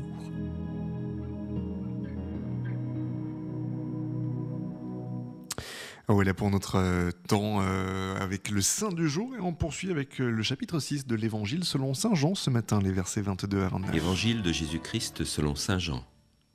Jésus avait traversé le lac en marchant sur les eaux. Le lendemain, la foule restée sur l'autre rive du lac se rendit compte qu'il n'y avait eu là qu'une seule barque et que Jésus n'y était pas monté avec ses disciples qui étaient partis sans lui. Cependant, d'autres barques venant de Tibériade étaient arrivées près de l'endroit où l'on avait mangé le pain après que le Seigneur eut rendu grâce. La foule s'était aperçue que Jésus n'était pas là, ni ses disciples non plus. Alors, les gens prirent les barques et se dirigèrent vers Capharnaüm à la recherche de Jésus. L'ayant trouvé sur l'autre rive, ils lui dirent « Rabbi, quand es-tu arrivé ici ?» Jésus leur répondit « Amen, amen, je vous le dis. Vous me cherchez non parce que vous avez vu des signes, mais parce que vous avez mangé du pain et que vous avez été rassasiés. Ne travaillez pas pour la nourriture qui se perd, mais pour la nourriture qui se garde jusque dans la vie éternelle, celle que vous donnera le Fils de l'homme, lui que Dieu, le Père, a marqué de son empreinte. » Ils lui dirent alors, « Que faut-il faire pour travailler aux œuvres de Dieu ?» Jésus leur répondit, « L'œuvre de Dieu, c'est que vous croyiez en celui qui l'a envoyé. » Dans l'évangile de Jean, un geste, un signe de Jésus est souvent suivi d'un discours. Le discours suit le signe, il l'explicite. Après le signe des pains, le discours sur le pain de vie. Nous en aurons pour toute la semaine, la liturgie ayant découpé ce discours en 6 parties. Il faudrait commencer aujourd'hui par relire ou même entendre l'ensemble du récit pour percevoir la manière dont Saint Jean veut nous introduire dans le mystère en jouant sur quelques mots maintes fois répétés. Manger, chair, pain qui descend du ciel, Fils de l'homme, croire. Vous pouvez colorier chacune de ces expressions sur votre Bible et vous constaterez où sont les insistances, comment ces mots reviennent et se répondent. Ce sont autant de mots et d'expressions qui vont nous conduire là où désire nous conduire l'évangéliste, c'est-à-dire à nous faire prendre position. Croire, ne pas croire. Que voulons-nous choisir? Peut-on continuer à suivre le Christ? En introduction à toute cette semaine, une autre remarque. Le récit du pain multiplié est raconté 5 fois en tout dans les évangiles, dont 2 fois dans l'évangile de Marc, sous une forme différente. C'est dire son importance. Dans l'évangile de Jean, il occupe une place centrale et intervient au sommet et au terme de l'activité de Jésus en Galilée. C'est le moment de l'option entre la foi et le refus de croire. Après avoir marché sur la mer, Jésus est donc de l'autre côté du lac. On le cherche, et cette recherche donne l'occasion à Jésus de souligner l'ambiguïté de toute quête spirituelle. Pourquoi court-on après Jésus? Parce qu'on a mangé, jusqu'à être rassasié, ou bien parce qu'on a perçu dans la multiplication des pains un des signes qui permet de croire en Jésus et de comprendre son identité. Le signe des pains est l'annonce de l'Eucharistie des chrétiens. L'Eucharistie est un signe. On n'y vient pas pour faire bombance, on sera déçu. On y vient pour repérer le signe. Dieu aujourd'hui donne au monde le pain de la vie, son Fils Jésus. Avec le très peu, le pain et le vin que nous apportons, Dieu nourrit la multitude et il en reste. L'Eucharistie est le signe du partage. Dieu se donne. Peut-être avant d'aller plus loin au cours de la semaine, pouvons-nous en rester à cette question fondamentale: de quoi est faite ma quête spirituelle? De quoi est faite ma recherche de Jésus? Suis-je, comme le suggère le pape François, dans une religion confortable et mondaine, ou bien suis-je réellement en quête du Christ, capable de retourner et convertir ma vie? Vous me cherchez parce que vous avez été rassasiés, travaillez à la nourriture qui demeure. Voilà pour notre temps de prière ce matin, le chapitre 6 de l'Évangile selon saint Jean, les versets 22 à 29 que vous venez de suivre, commentés par le Père Aurieux. En direct de Rome et jusqu'à 9h, matinale spéciale préparation du conclave. 8h22, ici en direct de Rome. Vous êtes bien sur les ondes de Radio Fidélité en Loire-Atlantique. Et nous sommes rejoints à présent par Michel Coll. Bonjour Monsieur Coll. Oui, bonjour. Merci beaucoup d'être avec nous sur les ondes de Radio Fidélité. Je le disais tout à l'heure à nos auditeurs, vous publiez demain en librairie François l'anticonformiste, un regard sur le pontificat. Un pontificat, Michel Coll, qui selon vous a bouleversé l'Église? Oui, absolument. C'est un pape qui, pendant 12 ans, a profondément bousculé l'Église, et essentiellement à cause de sa personnalité que je caractérise par justement cet anticonformisme qu'il animait et qui lui a donné cette force, cette capacité de s'émanciper des convenances, des habitudes, des protocoles pour essayer d'être lui-même et d'inviter les catholiques à être beaucoup plus libres dans leur rapport au monde et aussi dans leur manière de croire. Est-ce que vous estimez, Michel Coll, qu'aujourd'hui, justement, l'héritage que nous laisse le pape François fera que son successeur n'aura pas d'autre choix que de le reprendre en totalité ou en partie? J'espère que son successeur restera un anticonformiste, si vous me permettez cette pirouette. Non, je crois que de toute façon, il n'y aura pas de suspense sur ce plan-là. Le successeur de François sera différent. Par son histoire, par sa personnalité, par sa sensibilité spirituelle. Il sera de toute façon différent, comme François était différent de Benoît XVI. Et c'est ainsi depuis qu'il y a des papes sur cette terre, je dirais. Donc il n'y a pas de suspense là-dessus. Non, ce qui va être intéressant de voir, c'est en effet quel axe le successeur de François va donner. Quelles sont les orientations principales qu'il donnera à son action. C'est ça, me semble-t-il, la question qu'on est légitime de se poser.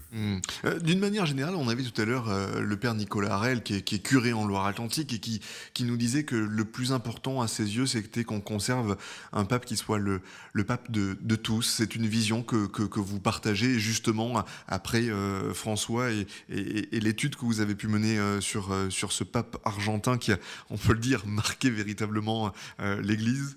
Oui, il est sûr que ça serait difficile d'avoir après François un pape qui ait des difficultés à poser des gestes ou à avoir des paroles qui ne touchent pas le cœur des gens. C'est vrai que le pape François a profondément marqué par sa capacité à aller vers les gens et aussi à les écouter. Donc c'est vrai que ce type de popularité-là, on peut se poser la question aussi de savoir si la papauté aujourd'hui peut s'en dispenser, si elle veut non seulement garder une audience, mais aussi la conforter, cette audience, dans un monde tel qu'il est.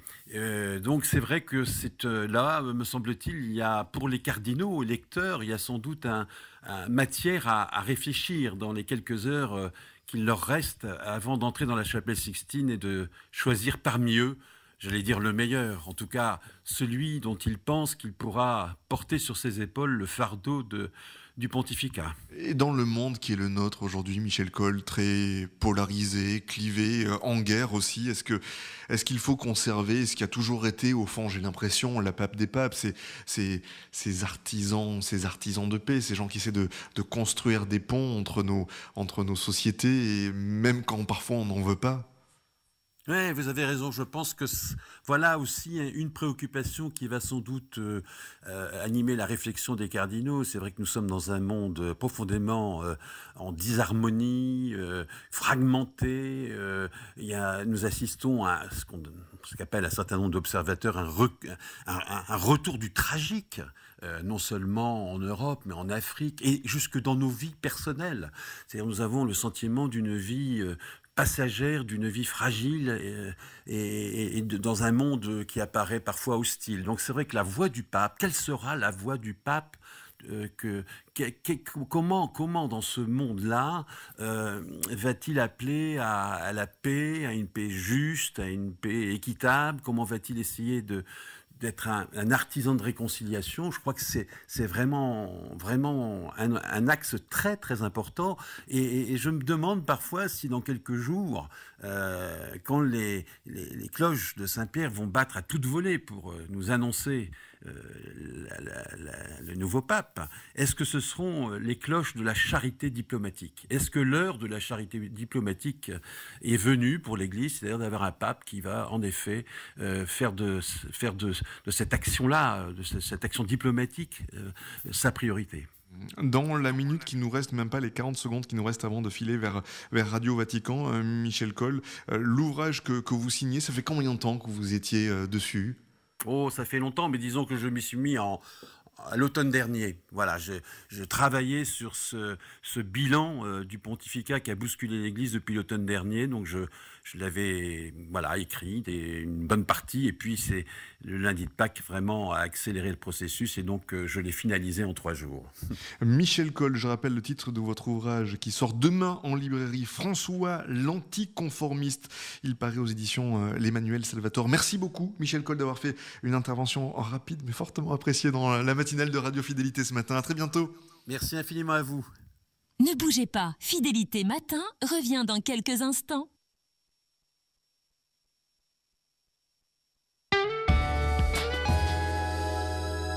En Loire-Atlantique, votre expert viager, c'est Viage de Zeu avec Franck Césari.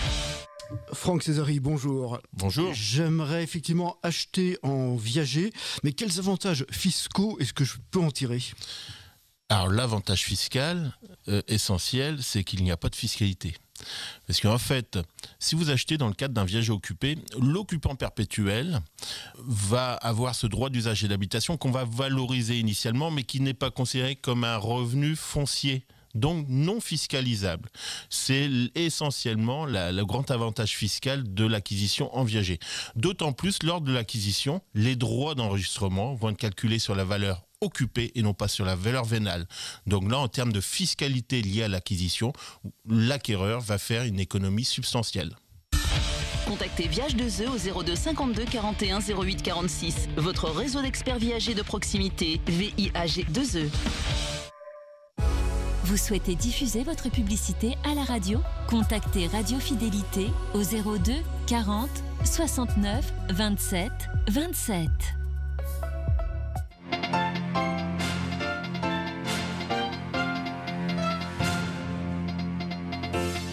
La période de deuil de 9 jours s'est achevée hier au Vatican. La dernière messe des Novendiales a été célébrée hier en hommage au pape défunt. Les cardinaux sont désormais à l'orée d'une semaine décisive alors que mercredi ils entreront en conclave. Retour ce matin sur les dernières congrégations générales. Nous entendrons également le cardinal Fernando Chomali, l'archevêque de Santiago, qui nous confiera son état d'esprit. Et puis retour sur les attentes des églises locales qui sont très fortes bien sûr. Nous irons ce matin au Cambodge. Enfin, dans notre dossier, gros plan ce matin sur le collège cardinalis, profondément remodelé par le pape François. 108 des 133 cardinaux électeurs n'ont jamais participé à un conclave. Notre invité, Arnaud Join-Lambert, il est professeur à l'Université catholique de Louvain-la-Neuve. Radio Vatican, le journal, Olivier Bonnet. Bonjour, les Novendiales, ces 9 jours de deuil en mémoire du pape décédé se sont achevés hier. C'est le cardinal Dominique Mamberti qui a célébré la messe dans l'après-midi dans la basilique Saint-Pierre. Le protodiacre du collège des cardinaux, celui qui annoncera d'ici quelques jours l'élection du nouveau pape, est revenu dans son homélie sur ce mot-clé de l'évangile de Jean pour le 3e dimanche de Pâques, l'amour, et a invité à la redécouverte de l'adoration. Le compte-rendu de Marine Henriot.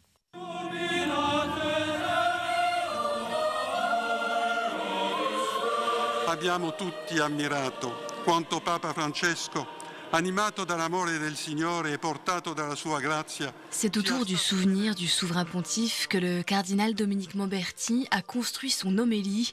Selon le protodiacre, François, animé par l'amour du Seigneur et porté par sa grâce, a été fidèle à sa mission jusqu'au bout de ses forces, rappelant aux puissants qu'il devait obéir à Dieu plutôt qu'aux hommes et proclamant à toute l'humanité la joie de l'Évangile. L'adorazione è una dimensione essenziale della missione della Chiesa e della vita di ogni fedele. Le cardinal Mamberti, qui pendant les derniers moments de François était à ses côtés, également à la loge des bénédictions le jour de Pâques.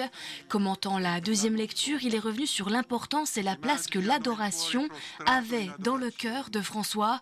L'intense vie pastorale du défunt souverain pontife, ses innombrables rencontres, a estimé le protodiacre, étaient fondées sur de longs moments de prière que la discipline ignatienne avait imprimé en lui. Le pape François, qui a conclu le cardinal Mamberti, nous a souvent rappelé que la contemplation est un dynamisme d'amour qui nous élève vers Dieu, non pas pour nous détacher de la terre, mais pour nous y faire habiter en profondeur. Compte rendu signé Marine Henriot. C'est donc une semaine décisive qui s'ouvre au Vatican. Dernière ligne droite avant le conclave ce mercredi 7 mai. Le collège cardinalis redouble de réunions. Bonjour Delphine Allaire. Bonjour Olivier. 2 congrégations générales sont au programme ce lundi, la 10e et la 11e, après un jour de relâche hier dimanche qui a permis à de nombreux cardinaux de célébrer la messe dans leurs églises titulaires de Rome. Oui, une parenthèse pastorale pour ceux qui ont fait le choix de célébrer auprès des Romains la messe ce 3e dimanche de Pâques à l'évangile on ne peut plus éloquent où le Christ demande par 3 fois à l'apôtre Pierre « M'aimes-tu ?» L'interrogation a résonné aux 4 coins de l'Ourps dans les célébrations des cardinaux marseillais, Aveline, Corse, Bustillo, hongrois, R2, américains, Tobin et Dolan ou encore du congolais Ambongo. Certains ont fait des allers-retours, l'italien Zuppi à Bologne, l'Irakien Sacco en France. Tous se retrouvent pour d'ultimes danses discussions lors de la double session du jour. À partir de 9h ce matin, de de 17h cet après-midi. Créneau libéré par la fin des messes de Novendial en suffrage du pape François. Les thèmes abordés lors de ces longues réunions présidées par le doyen sont aussi variés que l'Es Cosmopolite Collège. L'unité, l'écuménisme, la curie, la mission, la synodalité et des conversations pour repérer les charismes particuliers. La voix de l'Esprit Saint se faisant d'abord entendre par la voix des autres dans leur pluralité. Écouter, échanger, les cardinaux, Delphine, qui mettent en pratique la culture de la rencontre et la fraternité avant de s'isoler à Sainte-Marthe. Sur un plan plus prosaïque, en effet, les travaux à la maison Sainte-Marthe où vont loger l'intégralité des électeurs doivent s'achever ce lundi. Tout doit être prêt avant leur installation progressive dans la résidence entre mardi soir et mercredi matin au plus tard. Le personnel de Sainte-Marthe ainsi que tous ceux qui seront au contact des cardinaux doivent d'ailleurs prêter serment ce lundi à 17h30. Ce sera dans la chapelle Pauline, au premier étage du palais apostolique. Cela concerne, Olivier, tous les prêtres et laïcs approuvés par le Camerlingue qui seront impliqués dans le secret du conclave, des cuisiniers aux cérémoniaires pontificaux en passant par les religieux ou les médecins. Merci beaucoup Delphine Allaire. Et parmi les cardinaux qui éliront le prochain pape, l'archevêque de Santiago du Chili, Fernando Chomali Harib. Il a été créé cardinal lors du dernier consistoire, c'était le 7 décembre dernier. Avant de retrouver ses frères cardinaux une nouvelle fois ce matin dans la salle du synode, il nous a confié son état d'esprit. Je suis vraiment impressionné de la beauté des réunions que nous avons dans ce moment-là, avant du conclave. C'est incroyable de voir des expériences différentes de tous les cardinaux qui cherchent le bien de l'Église, qui cherchent le bien de la société, qu'ils ont les préoccupations vraies du monde actuel, qu'ils le connaissent très bien dans les différents lieux où ils se trouvent. Et vraiment, c'est une ambiance de prière, une ambiance de fraternité. Pour moi, que j'habite au sud de la Sud-Amérique, j'ai les yeux très ouverts pour connaître des gens qui ont donné sa vie pour l'évangélisation. J'ai les oreilles très ouvertes pour écouter ce qu'ils disent, cette expérience. Et surtout, c'est très beau comme ils reconnaissent le bien qu'a fait François dans son ministère comme successeur de Pierre. Pour moi, c'est vraiment une expérience spirituelle très intéressante et surtout intellectuelle, parce que j'ai trouvé des cardinaux qui ont une grande connaissance de ce qui se passe dans le monde. Le cardinal chilien Fernando Chomali, l'archevêque de Santiago. Durant les 12 années de son pontificat, François, on le sait, a eu à cœur de décentraliser l'Église, de mettre sur le devant de la scène des églises minoritaires. C'est le cas en Asie en particulier. On a pu le voir récemment en Mongolie ou encore en Papouasie-Nouvelle-Guinée. Une particularité qui doit rester prioritaire pour le prochain successeur de Pierre. C'est le vœu du vicaire apostolique de Phnom Penh au Cambodge où vivent seulement 15 000 catholiques. Monseigneur Olivier Schmittelzer. Vous savez que dans la dernière constitution apostolique que le pape a révisée, on n'est plus des territoires de mission. Actuellement, nous, on n'est plus appelé territoire de mission, mais on est appelé nouvelle église particulière. Dans le fond, je pense que le pape François a aidé aussi l'Église universelle à se rappeler qu'il y avait des églises particulières et quand il venait visiter les petits pays comme la Mongolie, comme la Thaïlande, des pays de minorité catholique ou la Birmanie, ça a rappelé aussi à la grande Église qu'il y a ces petites églises particulières qui ont leur façon de vivre, qui ont leur culture, qui essayent d'inculturer leur foi et de dire leur foi avec des mots qui sont souvent bien loin de l'Occident, qui sont bien loin imprégnés par une culture bouddhiste ici en particulier. Et je pense que le Saint-Père a impulsé aussi cette importance du regard sur ces petites églises qui existent aussi et qui ont aussi leur voix dans le monde. Le vicaire apostolique de Phnom Penh au Cambodge, Monseigneur Schmittelzer, interrogé par Marine Henriot. Les attentes sont fortes sous de nombreuses latitudes, comme en Amazonie également. François, vous en rappelez, avait convoqué un synode spécial sur l'Amazonie en 2019 au Vatican. Il avait à ce propos exhorté à donner à l'Église un visage amazonien. Pour le cardinal péruvien Pedro Barreto, le président de la CEAMA, la conférence ecclésiale amazonienne, le prochain pape devra poursuivre dans la dynamique insufflée par François dans la région. La voix du pape François qui résonne encore, c'est le cas à Mexico ce week-end sur la célèbre place du Zócalo où plus de 100 000 jeunes étaient réunis à l'occasion du Vitae Fest, une grande manifestation pour célébrer la vie mais aussi la paix et la réconciliation entre les peuples. Dans un message enregistré en 2024, François François encourage tous ces jeunes à continuer de s'engager pour transformer le monde. Plus de détails à retrouver sur notre site vaticannews.va. Et puis on savait le pape François proche de la population de Gaza et en particulier de la petite communauté chrétienne de l'enclave palestinienne. Tous les soirs vers 19h, le Saint-Père appelait le curé de la paroisse de la Sainte Famille. Eh bien sachez qu'une papa mobile est arrivée à Gaza. Avant son décès, François avait souhaité la mettre à la disposition de Caritas Jérusalem pour la transformer en unité mobile destinée à soigner des enfants. Cette papa mobile qui est actuellement en cours de transformation. Caritas Jérusalem qui fait travailler plus d'une centaine de personnes dans la bande de Gaza où la situation humanitaire reste catastrophique.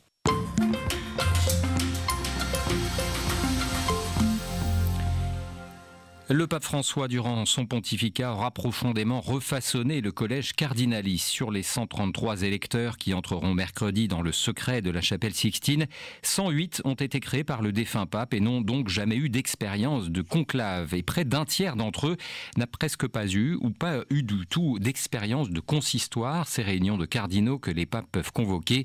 Une situation plutôt inédite pour le Sacré Collège. Fait nouveau également, une quinzaine de pays n'avaient jamais eu ici de voix par le passé dans le collège Cardinalis, comme Haïti, Singapour, Madagascar ou encore le Cap-Vert.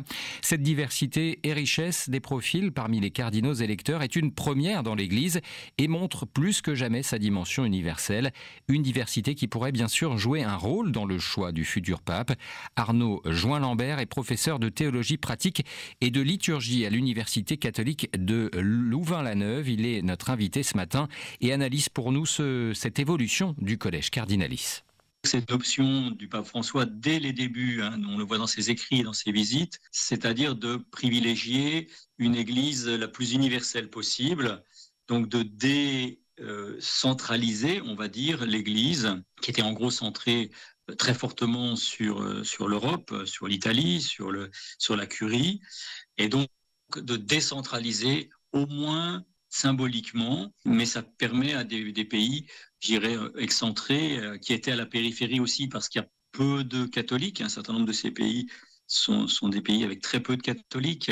Donc on est dans quelque chose qui est de l'ordre aussi d'un signe posé, on pourrait dire une dimension prophétique. 1 égale 1. Voilà, il n'y a pas les gros et les petits. Un chrétien vaut un chrétien et une église locale.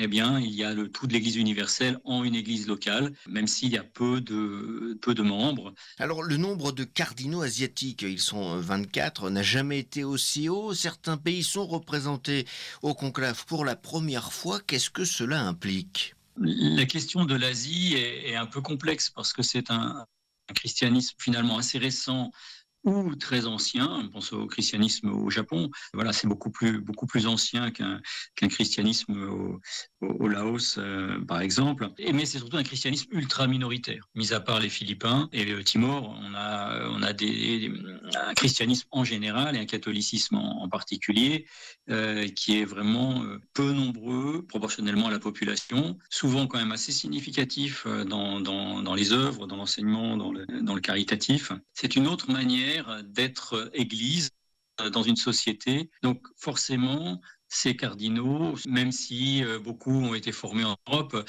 mais ces cardinaux vont porteurs d'une autre manière d'être dans la société, avec deux options possibles, celle de conforter le petit groupe, donc une logique un peu communautariste pour vraiment supporter la difficulté d'être seul ou peu nombreux dans une société, ou des gens qui sont porteurs d'une dynamique de dialogue interreligieux, dialogue interconfessionnel. Donc c'est intéressant. Enfin, forcément, ça va colorer les débats avant le conclave, pendant le conclave, quel que soit le pape qui soit élu. On fait souvent la distinction entre les pasteurs de terrain et puis les cardinaux de curie. Mais y a-t-il d'autres distinctions parmi les cardinaux qui pourraient se révéler plus déterminantes dans le choix du futur pape ? Les autres variables qui sont quand même intéressantes et peut-être plus importante, c'est celle des religieux par rapport aux diocésains, du faible nombre de cardinaux qui ont un parcours diplomate, de nonce. Et donc, les religieux, le pape François était religieux. Forcément, il y a un rapport à la mission, il y a une mobilité qui est différente. Ici aussi, c'est la compréhension du monde peut jouer énormément, la spiritualité aussi. La famille spirituelle qui est la plus présente, c'est la famille franciscaine, en fait. fait. Les Salésiens sont nombreux, donc des franciscains, des Salésiens, c'est des gens qui ont un rapport aux pauvres, un rapport aux jeunes, dans la sensibilité vers finalement ce que le pape François appelait les périphéries, les plus pauvres. Ces religieux sont représentatifs, de la même manière que des diocésains en contexte ultra minoritaire. Interrogé par Xavier Sartre, Arnaud Join-Lambert, professeur de théologie pratique et de liturgie à l'Université catholique de Louvain-la-Neuve, était l'invité de notre dossier ce matin. Les attentes envers le conclave sont évidemment très importantes. Ne choisissez pas seulement un pape, choisissez un pèlerin, un pasteur, un constructeur de paix, écrivent ce matin un groupe de jeunes fidèles depuis la Belgique dans une lettre envoyée aux cardinaux. Ainsi s'achève ce journal. Merci pour votre fidélité. J'aurai le grand plaisir de vous retrouver à 13h, heure de Rome, pour une nouvelle édition. N'oubliez pas d'ici là toutes nos informations sur notre site Vatican News. Vous êtes bien, c'est Fidélité Matin. En direct de Rome et jusqu'à 9h, matinale spéciale, préparation du conclave. 8h45 sur les ondes de Radio Fidélité. Je pense que c'est bien la première fois que je peux dire que je vois quasiment les studios de Radio Vatican de là où nous sommes. Alors nous restons du Vatican vers Rome. Dans quelques instants, nous aurons notre évangile du jour, le dernier de cette matinale avant que l'on ne se quitte. Clara, par curiosité, depuis qu'on est arrivé à Rome hier, est-ce qu'il y a des choses qui vous ont surpris dans cette ville ? Oui, je suis très, très surprise par le temps. Je suis très déçue. On nous a vendu un Rome ensoleillé, sous la chaleur, et là, il fait gris, très pluvieux. Même des orages cette nuit qui ont réveillé mon cher Simon. Oui, tout le monde était réveillé sauf vous. Bien, chers amis auditeurs, auditrices, on va se reconcentrer, si vous le voulez bien, sur l'essentiel. Et l'essentiel en ce lundi matin, en ce 5 mai, eh bien forcément, c'est notre dernier temps de prière dans cette matinale autour du chapitre 6 de l'Évangile selon Saint Jean, les versets 22 à 29. On revient à Rome juste après. Évangile de Jésus-Christ selon Saint Jean. Jésus avait traversé le lac en marchant sur les eaux. Le lendemain, la foule restée sur l'autre rive du lac se rendit compte qu'il n'y avait eu là qu'une seule barque et que Jésus n'y était pas monté avec ses disciples qui étaient partis sans lui. Cependant, d'autres barques venant de Tibériade étaient arrivées près de l'endroit où l'on avait mangé le pain après que le Seigneur eut rendu grâce. La foule s'était aperçue que Jésus n'était pas là, ni ses disciples non plus. Alors, les gens prirent les barques et se dirigèrent vers Capharnaüm à la recherche de Jésus. L'ayant trouvé sur l'autre rive, ils lui dirent « Rabbi, quand es-tu arrivé ici ?» Jésus leur répondit « Amen, amen, je vous le dis. Vous me cherchez non parce que vous avez vu des signes, mais parce que vous avez mangé du pain et que vous avez été rassasiés. Ne travaillez pas pour la nourriture qui se perd, mais pour la nourriture qui se garde jusque dans la vie éternelle, celle que vous donnera le Fils de l'homme, lui que Dieu, le Père, a marqué de son empreinte. » Ils lui dirent alors « Que faut-il faire pour travailler aux œuvres de Dieu ?» Jésus leur répondit « L'œuvre de Dieu, c'est que vous croyiez en celui qui l'a envoyé. » Dans l'évangile de Jean, un geste, un signe de Jésus est souvent suivi d'un discours. Le discours suit le signe, il l'explicite. Après le signe des pains, le discours sur le pain de vie. Nous en aurons pour toute la semaine, la liturgie ayant découpé ce discours en 6 parties. Il faudrait commencer aujourd'hui par relire ou même entendre l'ensemble du récit pour percevoir la manière dont Saint Jean veut nous introduire dans le mystère en jouant sur quelques mots maintes fois répétés. Manger, chair, pain qui descend du ciel, Fils de l'homme, croire. Vous pouvez colorier chacune de ces expressions sur votre Bible et vous constaterez où sont les insistances, comment ces mots reviennent et se répondent. Ce sont autant de mots et d'expressions qui vont nous conduire là où désire nous conduire l'évangéliste, c'est-à-dire à nous faire prendre position. Croire, ne pas croire. Que voulons-nous choisir ? Peut-on continuer à suivre le Christ ? En introduction à toute cette semaine, une autre remarque. Le récit du pain multiplié est raconté 5 fois en tout dans les évangiles, dont 2 fois dans l'évangile de Marc, sous une forme différente. C'est dire son importance. Dans l'évangile de Jean, il occupe une place centrale et intervient au sommet et au terme de l'activité de Jésus en Galilée. C'est le moment de l'option entre la foi et le refus de croire. Après avoir marché sur la mer, Jésus est donc de l'autre côté du lac. On le cherche, et cette recherche donne l'occasion à Jésus de souligner l'ambiguïté de toute quête spirituelle. Pourquoi court-on après Jésus ? Parce qu'on a mangé, jusqu'à être rassasié, ou bien parce qu'on a perçu dans la multiplication des pains un des signes qui permet de croire en Jésus et de comprendre son identité. Le signe des pains est l'annonce de l'Eucharistie des chrétiens. L'Eucharistie est un signe. On n'y vient pas pour faire bombance, on sera déçu. On y vient pour repérer le signe. Dieu aujourd'hui donne au monde le pain de la vie, son Fils Jésus. Avec le très peu, le pain et le vin que nous apportons, Dieu nourrit la multitude et il en reste. L'Eucharistie est le signe du partage. Dieu se donne. Peut-être avant d'aller plus loin au cours de la semaine, pouvons-nous en rester à cette question fondamentale: de quoi est faite ma quête spirituelle ?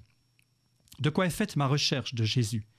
Suis-je, comme le suggère le pape François, dans une religion confortable et mondaine, ou bien suis-je réellement en quête du Christ, capable de retourner et convertir ma vie ?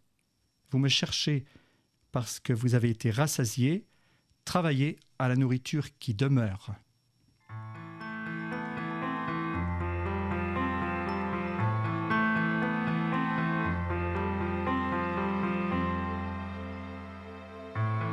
Tu es le maître de ma vie et je veux être à toi. Je veux connaître tes parvis, je veux suivre tes pas.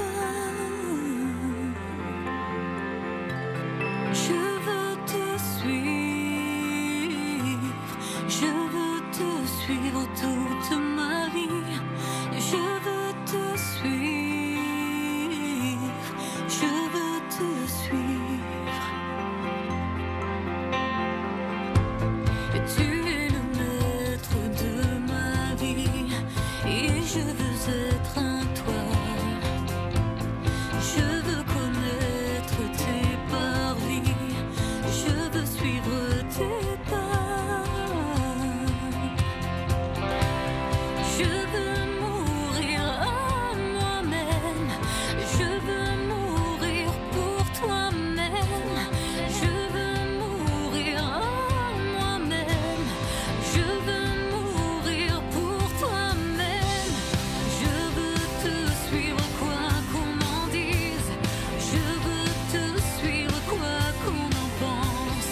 Je veux te suivre quoi qu'il arrive, je veux te suivre. Je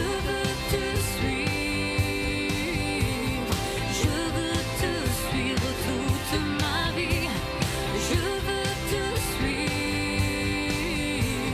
je veux te suivre. C'était Je veux te suivre de Marion Franceschini pour accompagner notre temps de prière commenté par le Père Aurieux. Vous avez suivi la lecture du chapitre 6 de l'Évangile selon Saint Jean avec les versets 22 à 29. Puis c'est le moment ou jamais de s'arrêter sur ces mots que vous entendez partout en ce moment. Conclave, fumée blanche, curie ou tiare, autant de termes, de symboles, de traditions dont les origines restent souvent floues. Morgane Poirier vous propose un abécédaire papal, un petit lexique éclairant pour mieux comprendre le vocabulaire mystérieux de l'Église et plonger au cœur de ses rites et de ses secrets les mieux gardés. À l'occasion de cette semaine spéciale à Rome où s'ouvrira le conclave le 7 mai prochain, je vous propose d'éclaircir certaines zones d'ombre autour du vocabulaire papal qui n'aura plus aucun secret pour vous d'ici la fin de la semaine. Pour ce premier épisode, découvrons ensemble les symboles puissants et les figures clés qui encadrent cette transition spirituelle et institutionnelle. Commençons par la lettre A. A comme l'anneau du pêcheur. L'anneau du pêcheur, c'est l'un des symboles forts du pouvoir pontifical. Il incarne le rôle du pape en tant que successeur de Saint-Pierre, l'apôtre qui, selon la tradition chrétienne, était pêcheur avant de devenir le premier pape. Cette bague sert aussi de sceau personnel au souverain pontife pour authentifier ses actes administratifs et prévenir toute falsification posthume. À l'avènement d'un nouveau pape, un nouveau anneau est forgé, tandis que celui de son prédécesseur est détruit par le cardinal Kermeling, autrefois à coups de marteau, aujourd'hui simplement rayé. Bien qu'il ne soit plus utilisé pour sceller, l'anneau reste un insigne du pouvoir pontifical. Il est conservé par le secrétaire d'État lorsque le pape ne le porte pas. À la mort ou à la renonciation du pape, le Kermeling le rend symboliquement inutilisable en présence des cardinaux réunis en congrégation générale. Maintenant, passons à la lettre C. C comme Kermeling. Le Kermeling est un haut dignitaire de l'Église catholique, choisi parmi les cardinaux et chargé d'administrer les affaires d'État du Vatican lorsque le siège apostolique est vacant. Sa fonction remonte au Moyen-Âge, époque où il dirigeait la chambre apostolique responsable des finances pontificales. Depuis 1996, ses missions sont définies par la constitution apostolique. Le Kermeling constate la mort du pape, administre les biens du Saint-Siège et organise le conclave. Actuellement, ce rôle est assuré par le cardinal irlando-américain Kevin Farrell. Toujours dans la lettre C, congrégation générale. C'est une assemblée à huis clos, débute dès le deuxième jour suivant la mort du pape. Elles réunissent quotidiennement les cardinaux à Rome sous la direction du doyen du Sacré Collège. Chaque cardinal y prend la parole au moins une fois pour partager son analyse de la situation de l'Église. Ces rencontres permettent de dresser un état des lieux, de se connaître et de s'accorder sur les priorités du prochain pontificat. Et pour terminer cet épisode, nous terminons toujours avec la lettre C, avec cardinaux électeurs. Il s'agit des cardinaux âgés de moins de 80 ans au jour du décès ou de la démission du pape. Seuls eux peuvent élire le nouveau pontife. Parmi les 135 cardinaux électeurs actuels, 108 ont été nommés par le pape François. Ils précèdent à 4 scrutins par jour, 2 le matin, 2 l'après-midi. Et parmi eux, on retrouve 5 Français. C'est déjà la fin de cet épisode, de ce premier épisode. Demain, je vous ferai découvrir 4 nouveaux mots de l'abécédaire papal. Merci Morgane Poirier. À demain. En direct de Rome et jusqu'à 9h, matinale spéciale préparation du conclave. C'est sous une petite averse qu'on est en train de terminer cette première matinale en direct de Rome. Alors si vous nous rejoignez ce matin et que vous découvrez notre dispositif, vous l'avez compris, tout au long de la semaine, Radio Fidélité a posé ses studios à quelques pas du Vatican et nous allons suivre la fin des congrégations générales, le conclave et puis bien évidemment, on l'espère, l'élection du nouveau pape qu'on pourra vous présenter sur nos ondes. Vous vivrez d'ailleurs dès mercredi à 16h30 la messe d'entrée en conclave grâce à nos amis de Radio Vatican. Sachez aussi que c'est tout un lot de programmes spéciaux qu'on va vous proposer avec le rendez-vous fidélité par exemple, en direct entre 11h et midi chaque jour sur des thématiques différentes. Tout à l'heure, nous serons accompagnés par nos invités, Frédéric Gugulot, historien spécialiste de l'histoire culturelle et religieuse. Nous serons en compagnie d'Alexandre Kubala qui a travaillé à la mission d'observation du Saint-Siège à l'ONU à New York. C'est aussi l'auteur d'une étude approfondie sur la diplomatie du Vatican à l'ONU de Benoît XVI jusqu'à François. Et puis autour de la table aussi, nous serons en compagnie d'Yves Chiron. Il est historien, journaliste, essayiste française, spécialiste reconnu de l'histoire de l'Église catholique à l'époque contemporaine. Ils seront tous les trois en direct dès 11h sur les ondes de Radio Fidélité pour un rendez-vous fidélité spécial. On aura aussi le plaisir de vous retrouver dès 19h pour faire un petit peu le bilan de cette journée ici à Rome. Comment est-ce que ça se passe concrètement? Ça sera à suivre. Je vous souhaite à toutes et à tous une belle journée. Je vous retrouve en direct tout à l'heure à 11h. À tout à l'heure.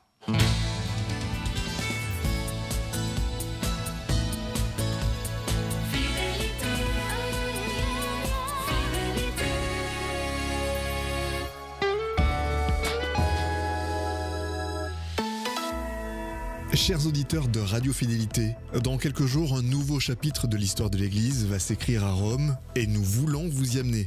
Notre équipe sera au Vatican pour vous faire vivre minute par minute l'élection du successeur du pape François. Ce défi est immense et on ne peut le relever qu'avec vous. Pour financer cette opération exceptionnelle, nous avons besoin de votre soutien. 6 000 € sont nécessaires pour assurer notre présence et vous offrir une couverture unique de cet événement historique. Alors, chaque don compte. 30 € nous permettent de financer 1 heure de direct, 50 € financent un reportage exclusif au cœur du Vatican. Rendez-vous dès maintenant sur notre site internet radio-fidélité.fr en ligne ou alors faites un chèque à l'adresse Radio Fidélité, 6 rue Malherbe, 44 000 Nantes. Ensemble, vivons ce moment d'histoire. Ensemble, soyons témoins de ce conclave historique. Radio Fidélité compte sur vous. Je compte sur vous. Merci. Une fenêtre Jeannot, c'est un cadre, comme celui d'un tableau. C'est un cadre de vie, le vôtre. Depuis plus de 50 ans, le réseau français de menuisiers créateurs Jeannot conçoit et pose des fenêtres et portes sur mesure pour vous aider à créer vos plus beaux cadres de vie. Jeannot, menuisier créateur. Changez votre cadre de vie sur jeannot.com. Le printemps, on le savoure avec toutes les douceurs de l'Italie. Oui, retrouvez la boîte à pâtes et régalez-vous avec la colombe de Pâques. Un audacieux gâteau italien moulé en forme de colombe. Un pur plaisir pour les gourmands. Et bien sûr, avec Audrey, Carl et leur équipe, délectez-vous également de ce que la gastronomie italienne a de meilleur à vous proposer. Vous succomberez à la colombe de Pâques à la boîte à pâtes. Du mardi au dimanche matin, de 7h à 13h30 au marché de Talensac. Vous souhaitez diffuser votre publicité ?